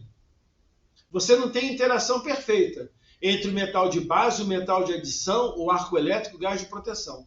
Então aquela chapa de apêndice que você bota no começo da solda e no final da solda, é para garantir que no começo da solda e no final da solda, você teve a poça de fusão com todas as suas características, com todas as suas interações sendo atendidas. Todo começo de cordão de solda e todo fim de cordão de solda é complexo. Quando você trabalha com eletrodo revestido, observa que no final da solda, o cara, no final do eletrodo, ele para de soldar, ele vem com uma esmerilhadeira, ele tira um pedaço, uma parte do final da solda, ele faz uma unha, depois ele dá polimento, dá acabamento e reinicia o processo de soldagem ali. Por que ele não reiniciou sem fazer nada disso? É porque todo final de cordão de solda, assim todo começo, ele é complicado, ele é complexo. Você tira o eletrodo, aí entrou umidade do ar atmosférico, entrou oxigênio e nitrogênio do ar atmosférico, então você tem que remover essa possível contaminação. Quando você coloca esses dois pedaços de chapa no começo e no final, é para isso. É para você garantir que o teu cordão de solda ele foi feito com a poça de fusão ela totalmente homogênea, com a poça de fusão totalmente com seus componentes demonstrando interação. Entendeu? Então você faz essas duas chapas de apêndice para você tirar e garantir que a tua solda ela foi homogênea. Você substituir essa chapa de apêndice pelo mata-junta, pelo cobre-junta, eu não sei se você pode fazer, porque eu não conheço a geometria do que você está utilizando, entendeu? Sim ou não? Entendi. É isso que eu estou falando, é que eu queria ver se eu não precisaria botar essa chapinha para depois cortar com a lixadeira. Se eu colocasse o beck dos lados e embaixo, aí eu queria ver se dava ou não. Não, é porque o beck tem uma função e essa chapa de apêndice tem outra. A chapa de apêndice é para garantir que a tua região soldada ela está longe do início da poça de fusão e do fim da poça de fusão. É isso. Essa chapa de apêndice ela entra para isso. E ajuda a prevenir porosidade nessas extremidades, né? Exatamente. Porosidade, contaminação, oxidação, ela ajuda nisso tudo. Ok? Deixa eu ver em que slide eu estou. Estou no slide 54. Ok, gente? Continuando aí. Vareta de solda. Quando a gente fala de vareta de solda, gente, olha só, eu não comecei às 9h30. Então eu vou ter que me alongar um pouquinho aí. Eu acho que eu comecei no 9h45, não é isso? Quem é que me ajuda nisso aí? Não foi 9h45 a hora que eu comecei? Foi por aí mesmo. Eu vou até 11h45, porque é para a gente suprir aí o tempo que vocês ficaram sem aula. Isso aí no início da nossa apresentação. Tá ok, gente? Então vamos lá. Vareta de solda. Tipo de metal de adição normalmente embalado em comprimentos retos, utilizado para soldagem ou brazagem e que não conduz corrente elétrica durante o processo. Ou seja, a vareta de soldagem não é um eletrodo. A vareta de soldagem é uma vareta, ela não conduz corrente elétrica. Ok? Fluxo, material usado para formar escória, adicionar elementos de liga, retardar ou prevenir a formação de óxido e outras substâncias indesejáveis na superfície do metal fundido, da poça de fusão e do metal já solidificado, dissolvendo e, por outro lado, facilitando a remoção dessas substâncias. Quem é fluxo? Fluxo para soldagem ao arco submerso. Alguns materiais que estão presentes no revestimento do eletrodo revestido. Às vezes você está soldando aí alumínio. Tem o microfone aberto aí. Você está soldando alumínio com material que usa fluxo. Ou seja, fluxo é um desoxidante, ele é alguém que vai ajudar na remoção de óxidos. Ele é alguém que vai ajudar a purificar a poça de fusão e o metal de solda. Esse é o fluxo, essa é a função principal do fluxo. Ok? Aí um exemplo de fluxo. Eu tenho duas peças, duas chapas que eu estou soldando, soldagem ao arco submerso. Aqui eu tenho o bocal da tocha e aqui eu tenho um material granulado que faz o papel de fluxo. É como se fosse um eletrodo revestido que eu peguei o revestimento, tirei o revestimento, moí o revestimento, fiz revestimento granulado, fiz revestimento moído e joguei esse revestimento lá na minha poça de fusão.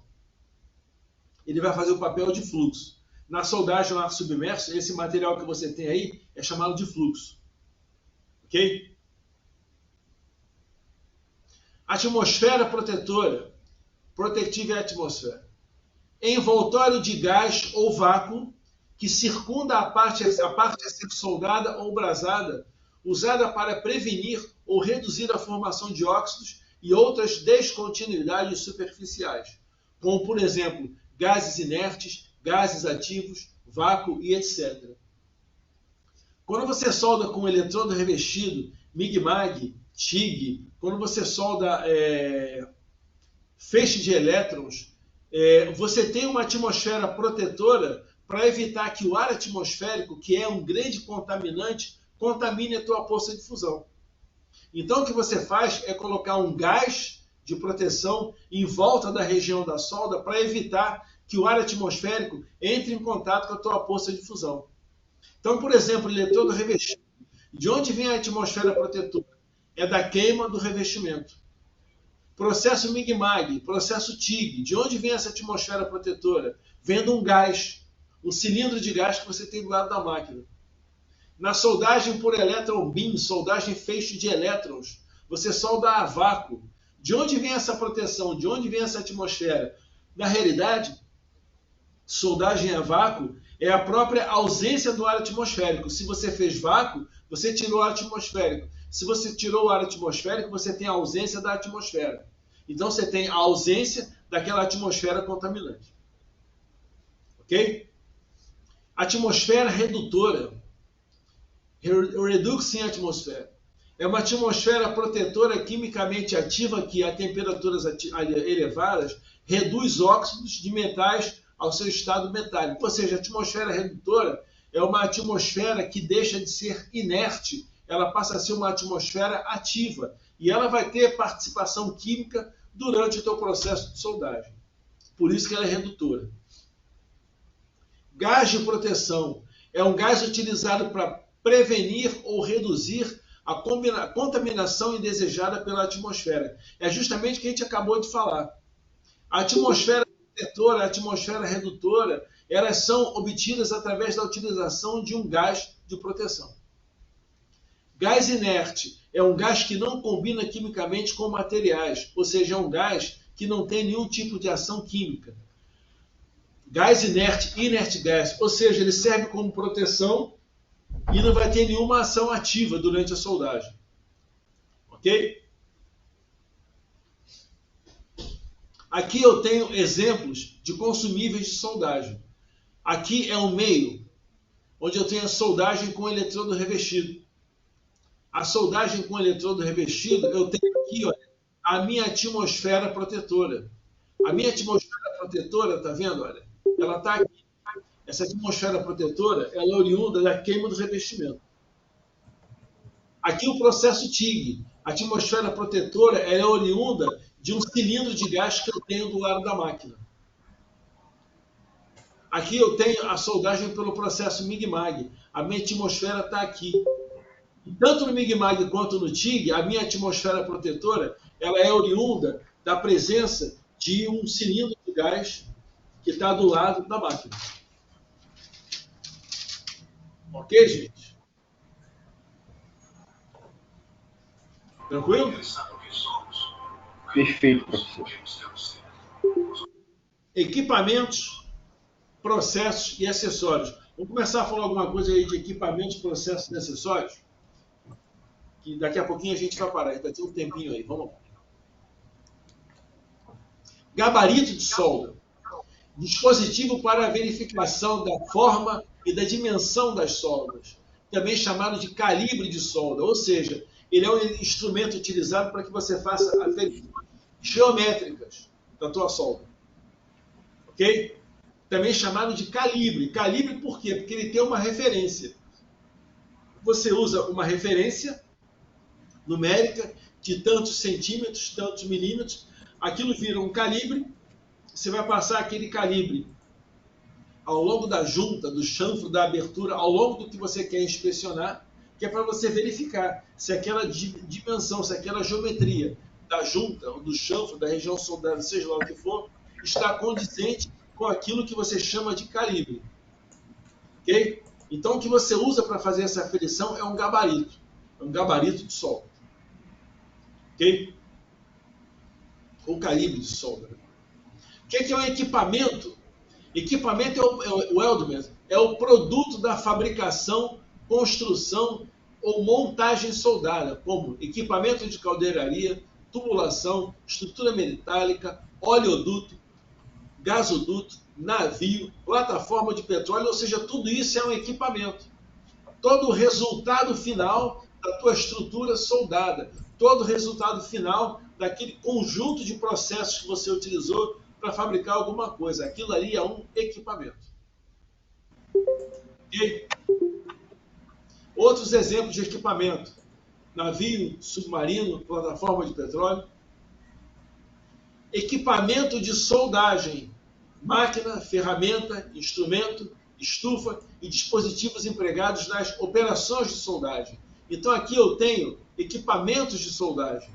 Equipamento para soldagem MIG-MAG. Aqui eu tenho uma estufa para armazenagem de eletrodo. Aqui eu tenho tocha de soldagem. Aqui eu tenho máquina de solda para eletrodo revestido, que é um retificador. Ou seja, aqui eu tenho os equipamentos de soldagem, que são máquinas, ferramentas, instrumentos, estufas. Tudo isso faz parte do meu equipamento de soldagem. Ok? Porta-eletrodo, ou electrode holder. Dispositivo usado para prender mecanicamente o eletrodo revestido enquanto conduz corrente elétrica através dele. Eletrodo revestido ou eletrodo de carvão. Tá vendo? Aqui eu tenho um eletrodo de carvão. Então, o teu porta-eletrodo também serve para prender o eletrodo de carvão. É claro que o eletrodo de carvão, o porta-eletrodo que eu utilizo para soldar, para a utilização do eletrodo de carvão, ele é diferente do porta-eletrodo que eu utilizo para soldagem com eletrodo revestido. Porque na soldagem com eletrodo revestido, eu vou fundir o eletrodo para soldagem e mais nada. Aqui no porta-eletrodo de carvão, não.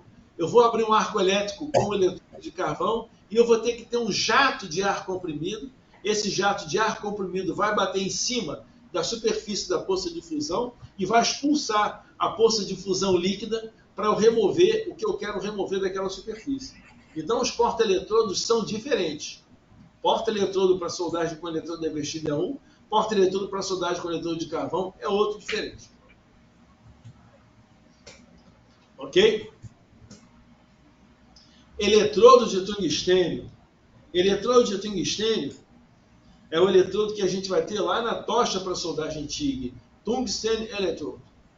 eletrodo metálico não consumível, utilizado em soldagem, corte a arco elétrico ou metalização a plasma, feito principalmente de tungstênio. Então aqui eu tenho uma tocha para soldagem TIG, um bocal de cerâmica e aqui eu tenho eletrodos de tungstênio. Por que eu uso tungstênio? Porque o tungstênio tem a temperatura de fusão na casa de 3.400 graus. 3.400 graus é uma temperatura de fusão extremamente elevada. Se eu pegar aí o ácido inoxidável, por exemplo, ele se funde a 1.450, desculpa, 1.560, 1.600 graus. Então a temperatura de fusão do tungstênio é extremamente elevada para que eu utilize o tungstênio como eletrodo para soldagem de um material como ácido inoxidável ou soldagem de titânio. Titânio também tem uma temperatura de fusão alta, mas é abaixo da temperatura de fusão, da temperatura do tungstênio. Então usa esse tungstênio porque o tungstênio tem a temperatura de fusão extremamente alta. Por isso é que eu uso o tungstênio na soldagem pelo processo TIG. Eu posso utilizar um outro material que tenha uma temperatura de fusão mais alta que o tungstênio? Pode, mas com certeza vai ser um material mais caro, mais difícil de você comprar no mercado brasileiro, mais difícil de você manusear. Então usa-se o tungstênio principalmente por isso. Porque a temperatura de fusão dele é alta, é o material de useio e aquisição. Ok? Quando a gente usa o eletrodo de tungstênio, tem que fazer a inversão da polaridade? Eu não entendi a sua pergunta. Quando a gente usa o eletrodo de tungstênio, né, por soldagem TIG, a gente tem que fazer a inversão da polaridade? Com relação ao eletrodo revestido? Ligada a... Isso. Sim. Para ele não esquentar tanto e ser consumível. Isso, né? Lá em soldagem com processo TIG, não é isso. Você inverte a polaridade, você trabalha com polaridade direta. Todos os outros processos de soldagem, o eletrodo vai trabalhar sempre ligado no positivo. Processo TIG não, você vai trabalhar com o eletrodo ligado no negativo. Senão você vai derreter o eletrodo. Ok? Professor, mas tem inversoras que já são... Sim. Já são próprias para isso, né? Não precisa inverter. Mas aí você selecionou o processo, né? Sim, mas aí tu não precisa inverter, né? Só seleciona ali, né? Isso. Quando você seleciona o processo, a máquina inverte para você. Entendeu? Se você pegar uma máquina que não seja inversora, se você pegar uma máquina como essa que está aqui, ó, se você pegar uma máquina como essa que está aqui no slide, que é uma máquina comum, que não é inversora, se você não inverter, você vai derreter o eletrodo. Porque você não disse para ela que você vai trabalhar com TIG. Quando você pega uma inversora e roda a chave lá para trabalhar com TIG, você falou para a máquina, máquina, vou soldar com o processo TIG. Aí a máquina automaticamente faz isso para você. Entendeu? Sim. Tranquilo? Gente, são 11h45. Encerramos aí as 2 horas da primeira parte. Depois do almoço, às 1h30, a gente reinicia e vai até às 15h30. Ok? Tranquilo? Ok, professor.